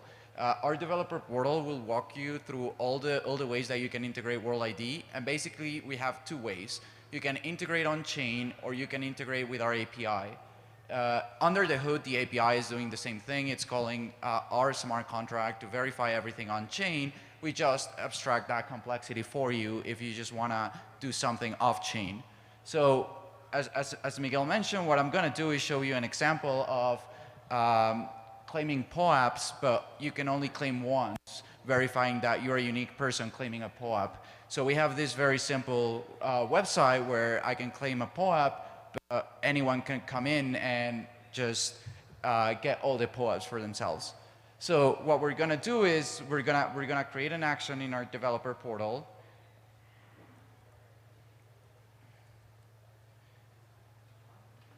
Should be very, very simple. This is the important part where you select if you want to run this on what we call cloud, which uses our API, or if you want to run it on-chain. We're going to do cloud for this example and create an action here. So it's going to give you like all the instructions of what you need to do, which we're going to skip for now because I'm going to do it. And the only extra thing that you need to configure is how you want to display the verification in the WorldCoin app. So you can say something like, claim my POAP once. And you'll get here something called an action ID. The action ID is what scopes the verification for the user. So when you get a verification from World ID, you'll get three things. One is the zero knowledge proof that verifies that you're a unique human. Two is the Merkle root, which aids with that verification. And number three is a nullifier hash. That hash is quite important because that is the unique identifier for that person for your app. So you can use that as a unique user identifier, but the cool thing is it will not track users across apps. So I'm gonna take this here, and then we're gonna start with the development. So I'm gonna set this action ID. Now I'm gonna install here the WorldCoin SDK. Sorry, I think I need my glasses.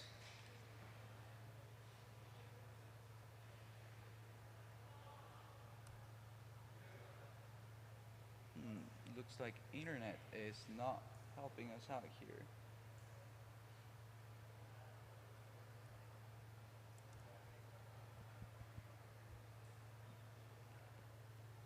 There we go. So I just need to, very important if you're using Next, the JavaScript widget uses a dependency that requires Windows, so you're gonna have to do a dynamic import. Should be quite simple. So you import the widget. We're gonna say that this takes widget props.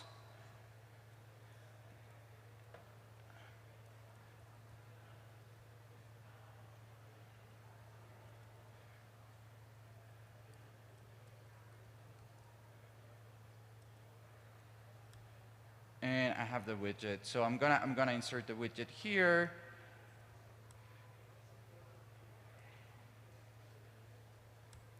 The signal is a string that you need to pass. It's part of the zero-knowledge proof verification. It's an important security measure depending on what your app is. In this case, it's not necessary, so I'm just gonna add an arbitrary string. I'm gonna mount the action ID. And then we're gonna say on success, set proof, which we're gonna create here.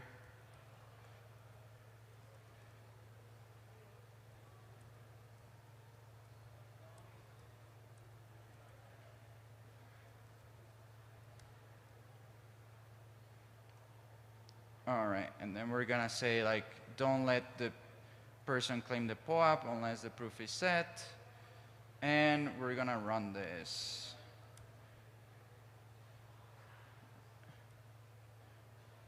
So now I have the widget here. Now I need to verify the proof. So I'm gonna go to my handle claim process, and then we're gonna do call our API here, where we send the signal is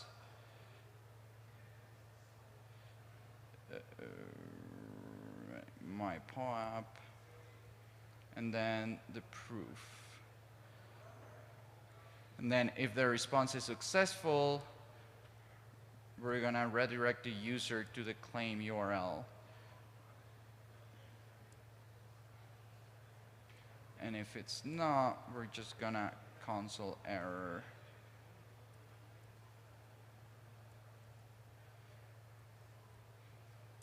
And then set error claiming. There we go. And this is our API request.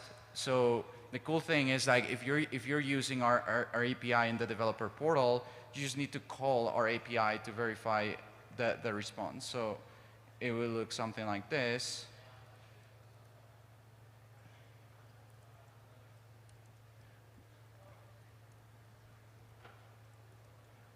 There we go. And then we'll just send rec.body.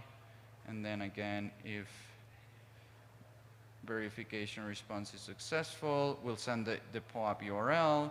If it's not, we'll just send an error. And I think we should be fine here. Oh, we're missing an await. All right, so let's try this out. So I'm gonna verify I'm only claiming my POAP once. I have my WorldCoin app here, which you should be able to see. So the user flow is the user clicks on the CAPTCHA, then on your WorldCoin app, after you've verified an orb, you have your World ID. You scan the QR code. We connect through WalletConnect, which is like a pretty cool thing. You get here the prompt. You can see here, this is what we configure, claim my POP once. You can add whatever text that you want, and you can do the verification. Once the verification is done, I can actually go and claim my POP. Looks like there was an error. You have to pass the action ID to the API call. Oh, thank you. I missed a little thing here.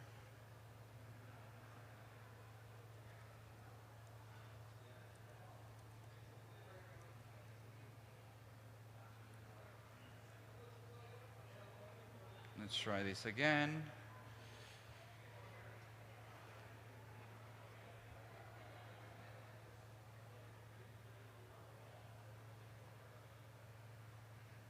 And I can actually go and claim my POP. And the cool thing is, if I go back and I, as the same person, using the same world ID, try to do this again, I'll get an error saying that I previously verified this.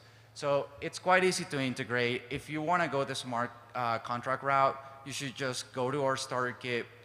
It's WorldCoin/World ID Starter. We have a very simple smart contract that will let you do this verification on chain.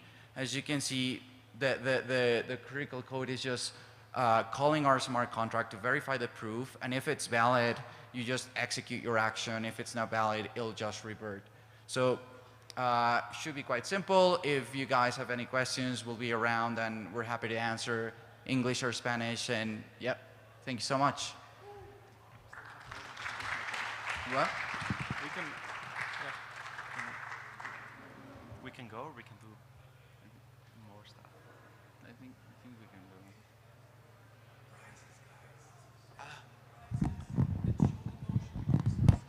Oh yeah, and also we have 20K in prizes. We have 3 main prizes. We have 2 honorable prizes, and then we have a poll for everyone.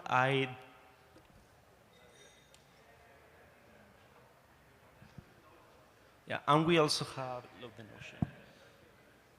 We have this URL that you can go to, which I mentioned before, WalletConnect.org/Mexico, that has all of the information about the prices, starter resources, the documentation, the developer portal, everything that we mentioned here, and everything that you will ever need.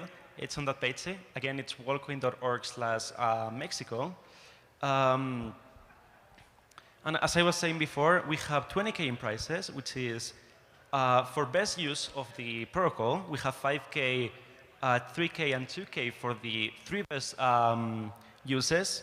We also have 2 1K prizes for honorable mentions that didn't make the top, but are still really cool.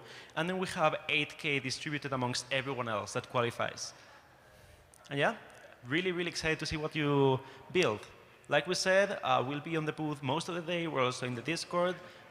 Anything that you need, we're willing to help in English or Spanish, and good luck.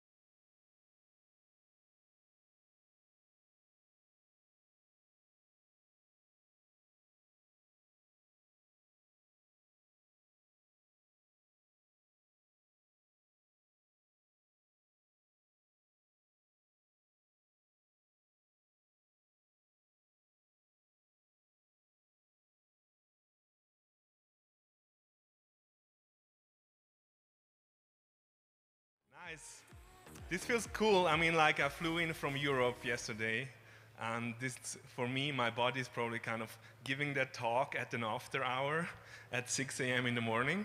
But let's do this. Eat, sleep, hack, repeat. Yeah, what I will do is kind of a quick start to subgraph development and also querying. I mean, the problem with a lot of devs when we talk with them about the graph is like they are a little bit afraid about the technology because the graph is such a powerful thing, but it's also, it seems like at the first sight overwhelming, like how get I into it and how can I use it and what exactly does it? I think it's cool, everybody uses it, but I don't know how. So I want to kind of reduce that fear and give you kind of a quick intro. So let's have a quick repetition about what is actually a smart contract. So I think about a smart contract actually in the thing that is just data. So it's structured data that lives on the blockchain, it's immutable or kind of actually mutable, and then you have rules how to change that data. That's a smart contract basically.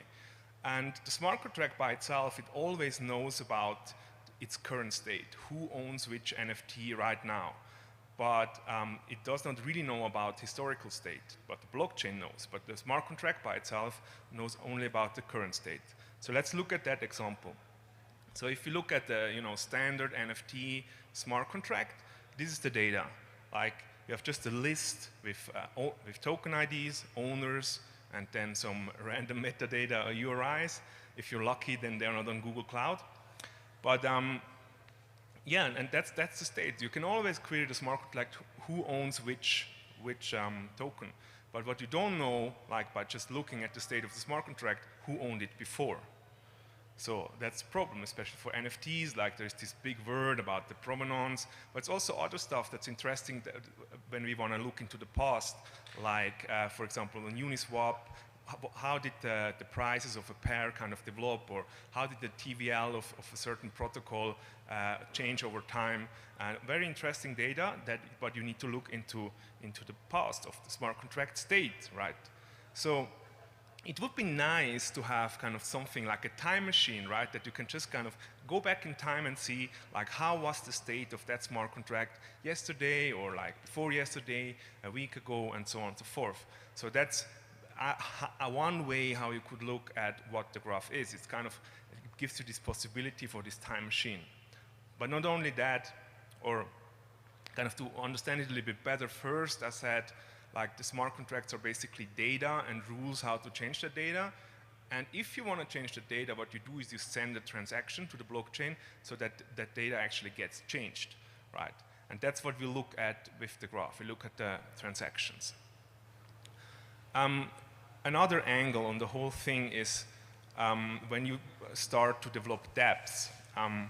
So initially, kind of in the early days of Ethereum, there was this idea of having the user interface, just HTML, CSS, and JavaScript deployed somewhere on a decentralized storage, censorship resistance, and so on. Then you run your own blockchain on your computer, right? And then you download that front end on your computer and start to run and start to interact directly. But yeah, there was a problem that because the blockchain by itself is write optimized, and the JSON RPC interface that you use to interact with your node is also kind of, it's for writing data mostly. The reading stuff is a little bit kind of afterthought. But like the modern front ends that we see today, like usually you read data, right? You want to see kind of how did the token price develop, who traded which, and what's going on. And there was not really a thing. That's also why like a lot of centralized companies jump in to fill the gap to kind of provide that data somehow in an efficient way, but we want to be decentralized, right? So in the wild, we see code like this. I mean, this was actually one of the projects that I worked with, kind of looking at the code, and for those that understand JavaScript, you see like all these await statements, also then kind of the loop through an arbitrary big number of balances, and all these await statements, they get 200, 300, 400 milliseconds to resolve. And if you have like 10 NFTs or 20 NFTs here, and all of those are awaited, and then in the end, kind of this simple page that just shows you how your NFTs take seconds to load, which is a super bad experience, right? Like, so how should it be? Like, you should have like a user interface on top that actually writes to the blockchain, and that you have kind of this indexing query protocol in the middle that gives you this data efficiently. So in the end, you can write queries that look like this, right? Kind of very nice, and you know, I love GraphQL because it's such a nice language. So this does actually the same, and like to send this query, it's kind of a matter of milliseconds. So this is actually where the graph comes in. You know, it's kind of these APIs for this vibrant decentralized future. Like on the hosted service, currently we have roughly 1 billion queries per day.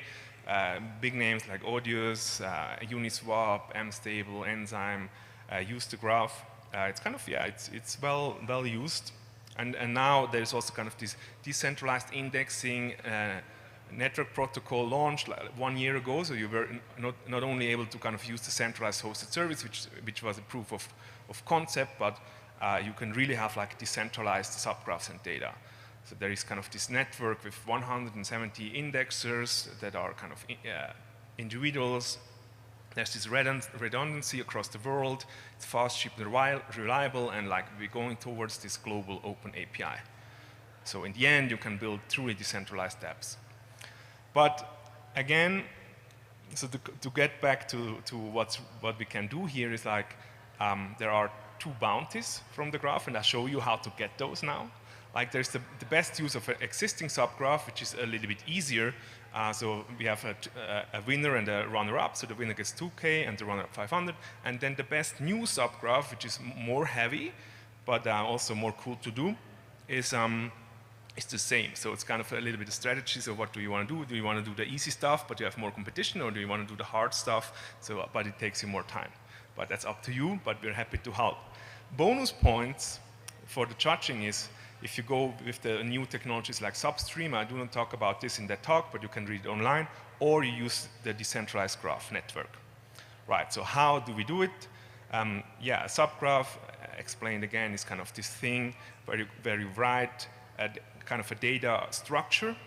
It's actually a database for those who know about databases, and then you have an instruction set, so you look at the blockchain, what's going on there, and then you start to write in the database so you have it easily retrievable later on. So you can think about the transactions on the blockchain are kind of a mess, you know, everything is kind of on the same thing. What you want to do is you want to kind of have like databases per protocol so you can easily query it and make sense out of it. So roughly then how it works, on top you have the dApp. As we said, like you send transactions on a smart contract to change the state, which will emit some events. The graph node, kind of having the information from the subgraph, will take those events, put it into a database, so that on the other side you can then just query that database and have quickly your front end. So in the end, like a subgraph, it's more or less what's going on here. You have this mess of different stuff, and magically it kind of is organized in a way that you can reuse. Now you have learned about the graph, so you can now scan that QR code and tell all the people that you learned about the graph. Marketing team told me to bring in the slide, so you could do it or not. 3, one more. You want to do it? Nice. You got it? Cool, thanks. So NFT subgraph development, like I always use NFTs as an example because like you understand it's the super easy thing. So how does an NFT contract look like? You have a transfer event, which is the most important one actually, and then you have those functions, kind of balance of owner, which are read functions, and you have this transfer from, which is a write function. More or less, that's it. There is some other stuff around with allowances, but in a nutshell, that's kind of an NFT. You just have some contract that emits that event and kind of provides those functions. It's very simple. But that's also the beauty, because you can build so much out of it, but it's also easy then to index. So I have some tips and tricks here, but we skip through these because I want to show you also how we can query. But the slides are online, so it's more kind of a reference for you. So you can think about like, what queries do I really want before you start to write the subgraph. For NFTs, it's kind of how many NFTs are in total, who owns what, what's the provenance. We have kind of a rough schema how you would model that in a database. So you have a contract, which represents the collection. You have an account, which are the owners. Then you have the NFTs, which are then linked to the account, and also the contract. Then you can store all the events for later reference, and store the metadata if you have it, and traits also if you have it. That's roughly how I would model it. And then what you do is kind of you install dependencies, find the contract, and then you start to initialize, and then you just deploy it to the studio, and then you enhance the subgraph, and then deploy again, and so on and so forth, until you're ready, and then you can publish. I also have kind of a collection of patterns in this presentation, but it's also probably better for looking into that later, but they are here. So it's kind of some stuff that you could do. But I would say let's just do it.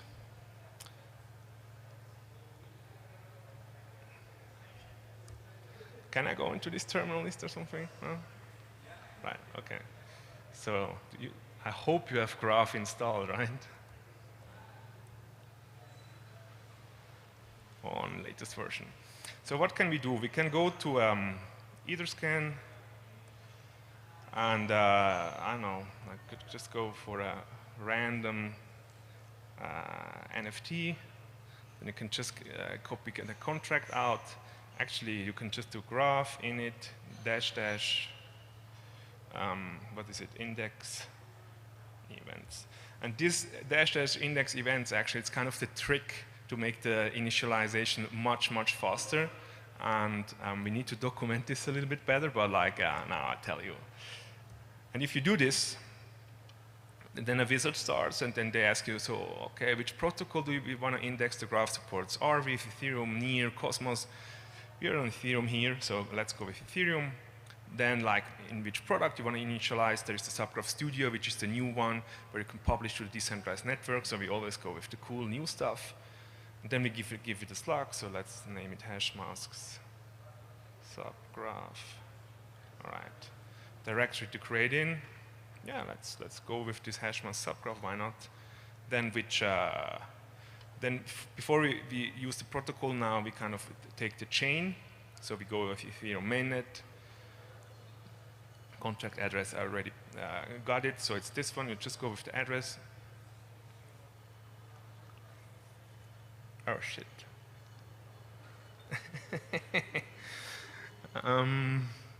What did I do wrong?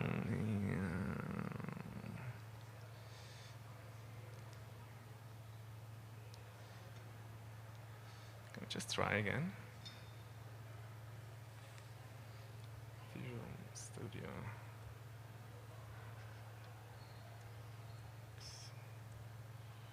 Hash masks, mainnet, contract address. All right. Yeah, the alternative is that you have the ABI. Maybe for the hackers around you, especially when you start to write your contract, you can also just add the path to an ABI. But I think it would take too much time here to do this. But actually, I want to show you anyways, there is a much cooler possibility currently. With new tools. So now we have the Soulbound Studio, which more or less does the same that I've just tried to do in the command line. But let's see, maybe this is a little bit more reliable. So actually, how this works. So you can go on this Soulbound at XYZ, and then there is this subgraph canvas. Right? And here, you have very nice UI, so we can give it a name. I don't know what's going on here. I don't want this. So we add a contract, and now I can paste in the address. And what it does in the background, kind of, it starts to download the ABI, and also resolves the start block eventually. Nice. And then that's it. And I can save the smart contract, and probably now in the Explorer.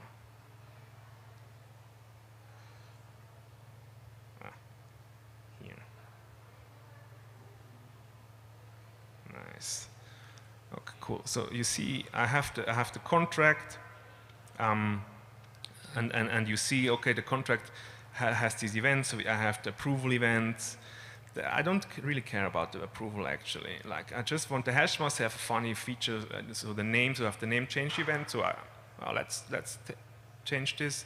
The ownership is also kind of just internal, and then the transfer. So you can easily go and say like, okay, I want to just index those events, and here they are, and it's all kind of prepared for you. You can go back to edit subgraph. Maybe I need to. There are bugs. Today I'm not lucky with my live coding.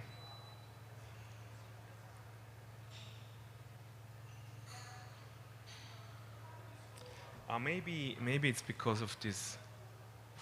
Oh no, zoom out. Subgraph.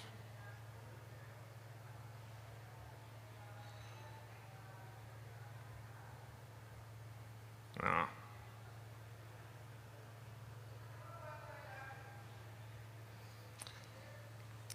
Yeah, I know that they worked on it today, and now also this demo doesn't work. But what we have is the ABI. So let's go the other route again.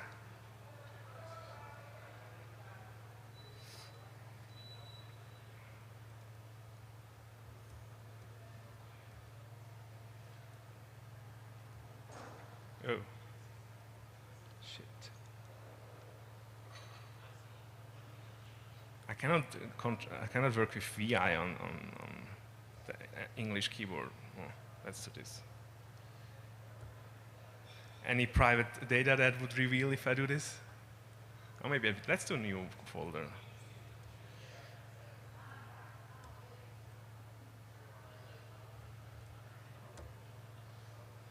All right.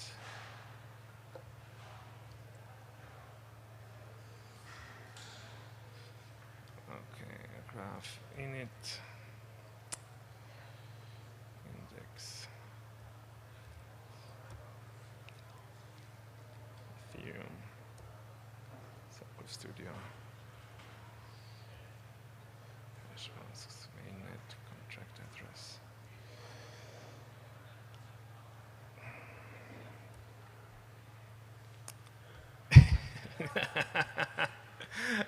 I will see that coming. All right. Yeah, the dependencies will take some time probably. In the meantime, so what it does, it now creates the scaffold, which is cool. So we can go to the graph.com/studio, or actually, if you want to follow, then you have it here in the products. You go to the studio. Oh yeah, sign. And then you can just create a subgraph. You get mainnet, hash masks. Continue, and actually you just need to do graph auth. Let's see where we are here. Huh?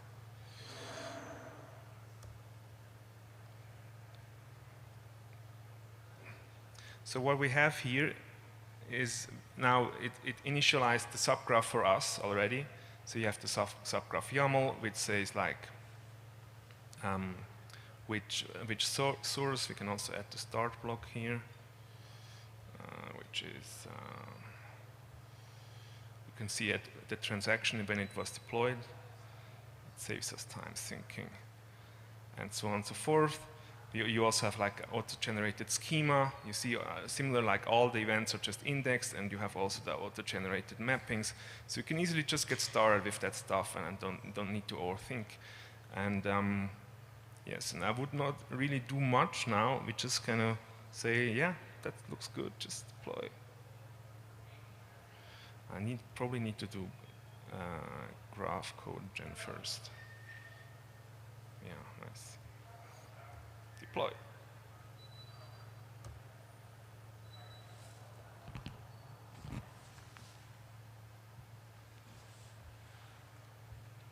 Nice, it's here.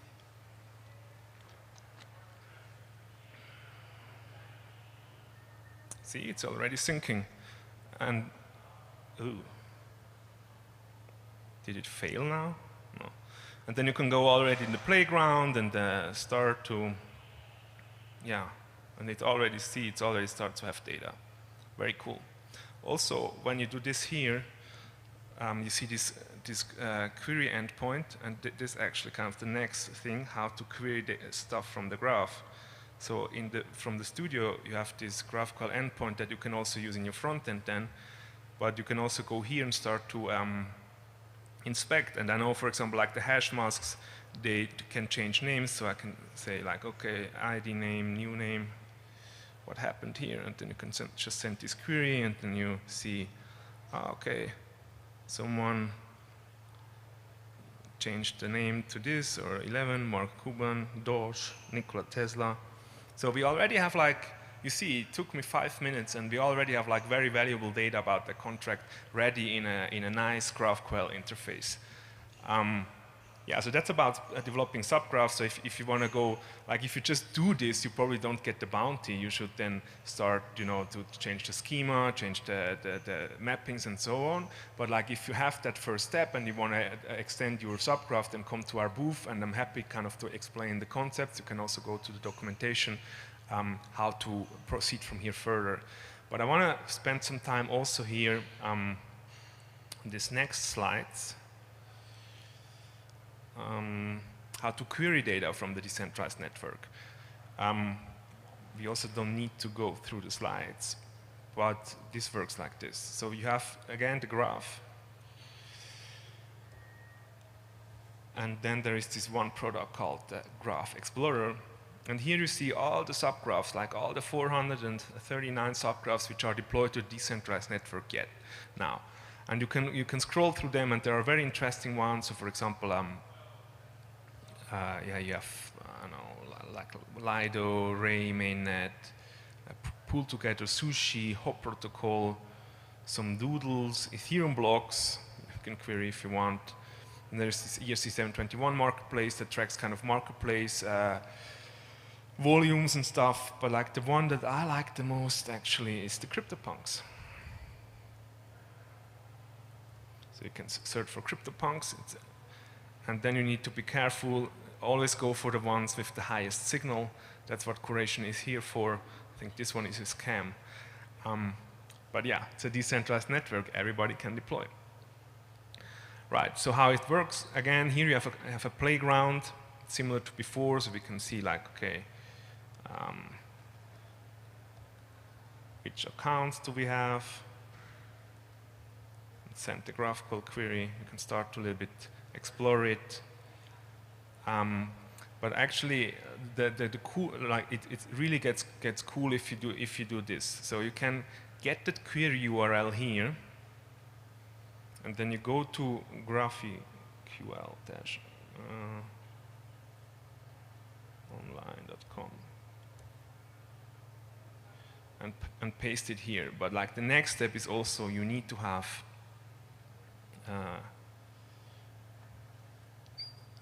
an API key.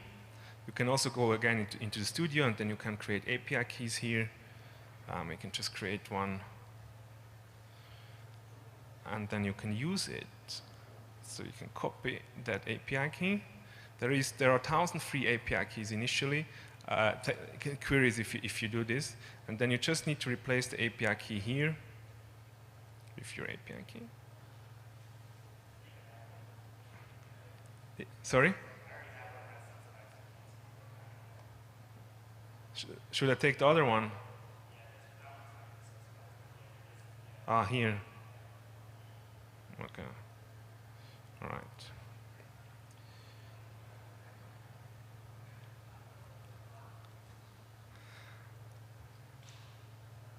Get the API key.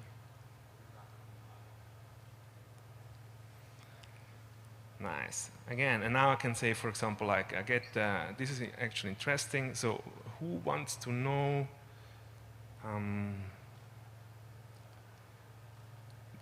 the sales? Yeah, for the punks, it's interesting, the highest sale. So I can say like the NFT ID, and then amount, order by, amount, order direction, descending, send. And see, this It's interesting, nobody knows that, but actually the highest sale on the CryptoPunks was that much, and it was a wash trading. If you go to the Larva Labs or now Yuva Labs website and you want to see this, you don't see that wash trading here. But it's true, like somebody did it. Get a flash loan, get the highest sale, and then get the flash loan back. So it was interesting. So now we had kind of this walkthrough from how you can, like what is the graph, how you can create the subgraph, and how you can query existing subgraphs on the decentralized network. Yeah, I know it was a lot, packed in 30 minutes, but yeah, thanks for watching, and if you have any more questions, we're trying to be at the booth as much as possible, and then there is Discord and other channels. Yeah, happy hacking.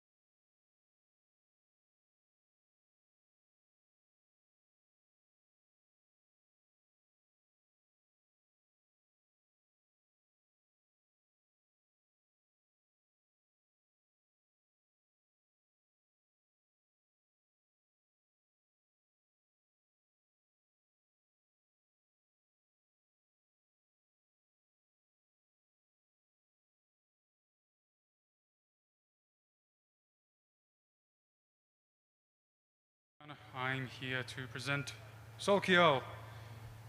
Before I do that, formalities first. A big thank you to the ETH Global team for obviously organizing this event, and in particular this workshop. On to business. What is SolQL? I'm going to say what it isn't first. It isn't a querying language. So why is QL in the name? The same reason Java is in JavaScript. It sounds cool. Now I've told you what it isn't. I'm going to show you what it is now.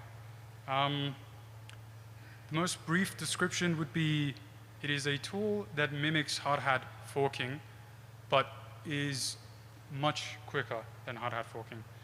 I'll show you in a moment. So here I've got a standard hard hat environment set up. I've got a config file with the compiler version, provider URL, the forking, standard setup. If you have used hard hat, this will be pretty familiar to you, obviously.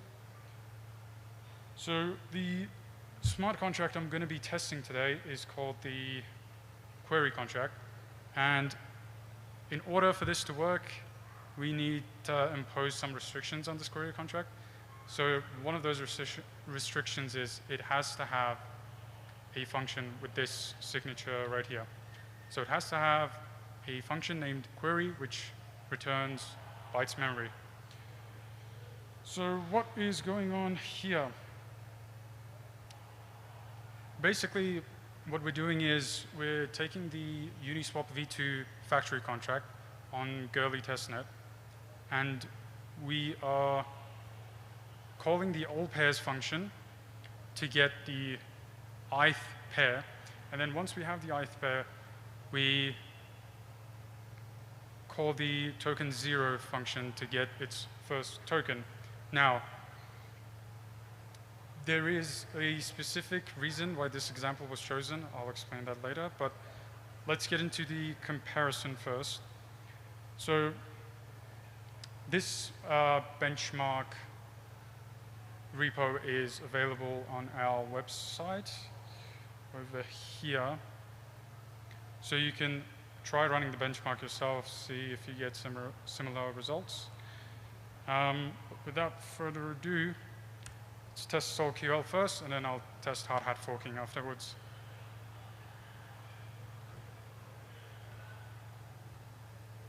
Okay, 7.9 seconds to do what?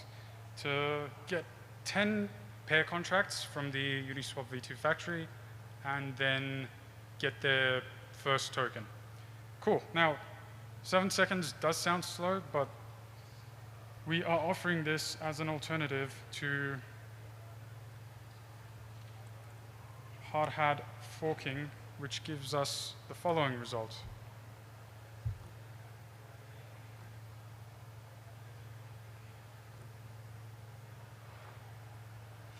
Wait a while. Okay, 13 seconds. Now, that doesn't seem like much of a difference, even though it is almost a 2x gain.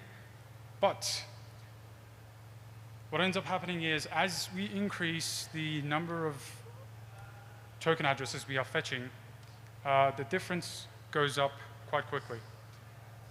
An example would be assuming that hard hat forking grows linearly with the number of tokens that we query, whereas SolQL would grow logarithmically, so much slower. Now, before I explain how this performance game comes to life, I'm going to go through some caveats. There's two main ones. Firstly, we do not have hard hat's console.log functionality yet, although it's possible, just will take a while. And two, we don't have the functionality to be able to pass constructor parameters to contracts yet, again, that can be implemented. So here, you'll notice that there is no constructor. Every piece of information that we need has been declared inside as a literal. And that is because, as of right now, there is no support for being able to pass data into a constructor. Okay, so this is what I was talking about earlier. This is a graph representing, on the x-axis, we have the number of pair contracts we're querying, and on the y-axis, we have the number of milliseconds taken to get a result. So as you can see, SolQL, the blue dots here, stays pretty constant, whereas hard hat grows pretty quickly. So at this point right here, at 2,000 pairs, we're looking at about a 30x gain in performance. So that would be comparing around 6 seconds to 1,800 seconds. So just to put things into perspective, that's 6 seconds compared to 30 minutes, which is a pretty big difference. Okay, and at the very far end, so here we have 9,507 pairs. At that point, hard hat doesn't even work. You will probably get a timeout or some other form of networking error. So again, for this demonstration, just because it takes a while, we're not going to demonstrate these data points right here, because they would quite literally take the rest of the workshop to show. But yes, so that shows the speed gain that you would have from using SolQL. Now, we do have examples you could follow along with. So if I open here, go to the docs, obviously we have this warning here. This is still in alpha, so breaking changes will happen. But installation, you go to a directory and you run this command right here. Basically what it does is it clones a repo that we have set up, and it installs the dependencies. I'll actually show you. So right here, if I do npx solql at 0.012, I'm going to call this test 2.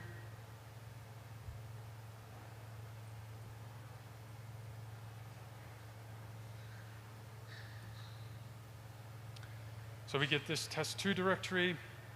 We've already run npm install, so all of your dependencies are already installed. So here what you have is the exact same smart contract I just showed you, but we also have this main script which shows the usage of the SolQL API. So basically the way this works is you import the SolQL class from the package, obviously. You instantiate an ethers provider with your provider link. You would have a contract name. This name would be this name right here. So if I turn this into query 2, I'd also have to turn this right here into query 2 for this to work. We are passing the chain ID, and we instantiate a SolQL interface like so. The reason you pass the chain ID and your provider at the same time is because if you already know what chain ID your provider has, obviously we don't need to make an asynchronous call to figure out your chain ID for you. That would take an extra couple hundred milliseconds. Don't want that. You also have to pass the hard hat runtime environment to this SolQL class. Reason being, hard hat does quite a bit behind the scenes. So rather than reinventing the wheel ourselves, we just decided to rely on hard hat. So that is quite essential over there. And then to get the results, all we have to do is run the following line. This gives you a encoded string of bytes like this, but we can obviously use the default ABI coder of ethers.js to decode our result and have it in a nicer format. The reason this is address 100 is because over here, this address 100 array is what we are packing and returning as bytes memory. So just to show you, where was I?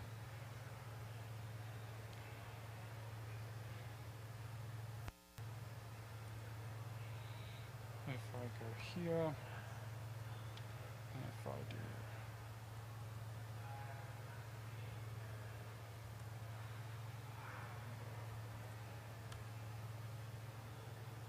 that is, by the way, if you, oh, there you go, that was quicker than before. Anyway, so this is your encoded result, basically, which you use the ethers.js decoder to turn into this right here. Okay, now with that out of the way, where were my slides? This is diving a bit into the nitty-gritty of how this thing works and why it gives us the performance gain it does give us.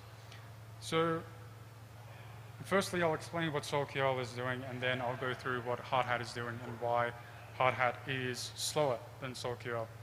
So basically what SolQL does is it takes your contract, it uses the built-in Hardhat compiler to compile it down to EVM bytecode. It then sends that bytecode to the provider. You give the SolQL API, and it gives you the results back. Now, there is one step in the middle here. So the way this actually works is we also have these Oracle contracts. These are contracts that we deploy. So these are actually deployed. Right now just on Gurley, but we are on the verge of deploying it to other chains as well. So what is happening here is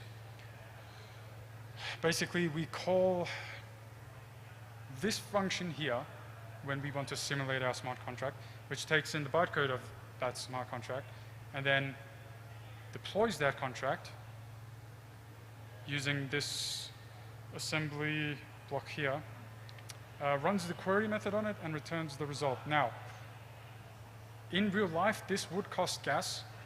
However, we're not actually signing this transaction, we're simulating it. So if you've used call static before, that's what we're doing here, so we don't actually pay any gas for this. So that's how that works. Now, it would be more helpful to see all of this happen on the provider's dashboard so that you can see the type of JSON RPC request you get for Hardhat forking as opposed to SolQL. So I'm going to run the Hardhat forking script again. And we don't need to wait for it to finish. We can just come here. Don't steal my API keys, thank you.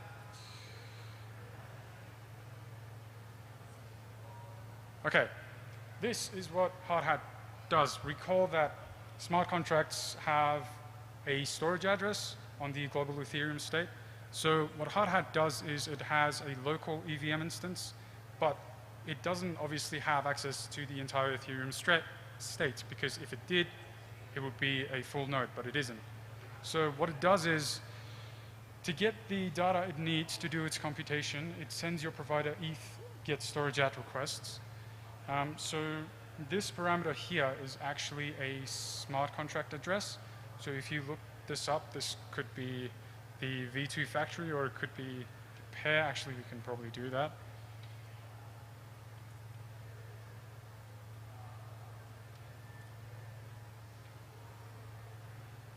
Yep, there we go. So this address here is the Uniswap V2 factory deployed on Gurley.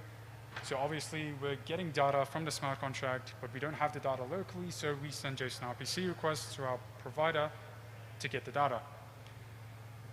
So basically, the bottom line is, when you're using Hardhat, you are sending a lot of JSON RPC requests, and Hardhat deliberately slows this down just so you don't get rate limited, which is actually a fair call. But then let's see the alternative approach of SolQL.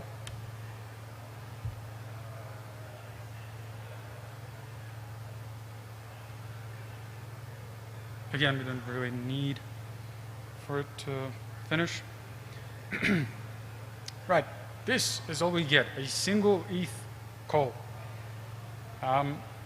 Reason being, we are passing the bytecode of our smart contract, that's what this mysterious looking string here is, to the provider, and the provider simulates deploying a smart contract using this bytecode, using the Oracle smart contract that we genuinely have deployed. So this is the result that you then get. So essentially, the performance gain we get from using SolQL comes from making fewer JSON RPC requests. We make exactly one request. So obviously, that has a lot less networking overhead, which is what results in, where is it? This graph right here. So as you increase the number of pairs that you're querying, obviously you get proportionally more ETH get storage at JSON RPC requests, whereas with SolQL, if you increase the number of iterations you're doing in your loop, you're really just changing the jump I bytecode. So the length of the bytecode of the smart contract doesn't change that much as you increase the number of pairs. So what ends up happening is, firstly, the data you have to send to the provider to be able to simulate this smart contract doesn't increase linearly as the number of reads from storage you do increases. And secondly, because the provider is doing all of the reads from state locally, they can obviously do it much, much quicker than the hard hat EVM on your machine having to make a separate JSON RPC request each time it needs to read a contract's storage. So yes, that's what SolQL does. Any questions? No questions? All right, I believe we are early. 10 minutes early. Cool. Well, that's it for me. Thank you for listening.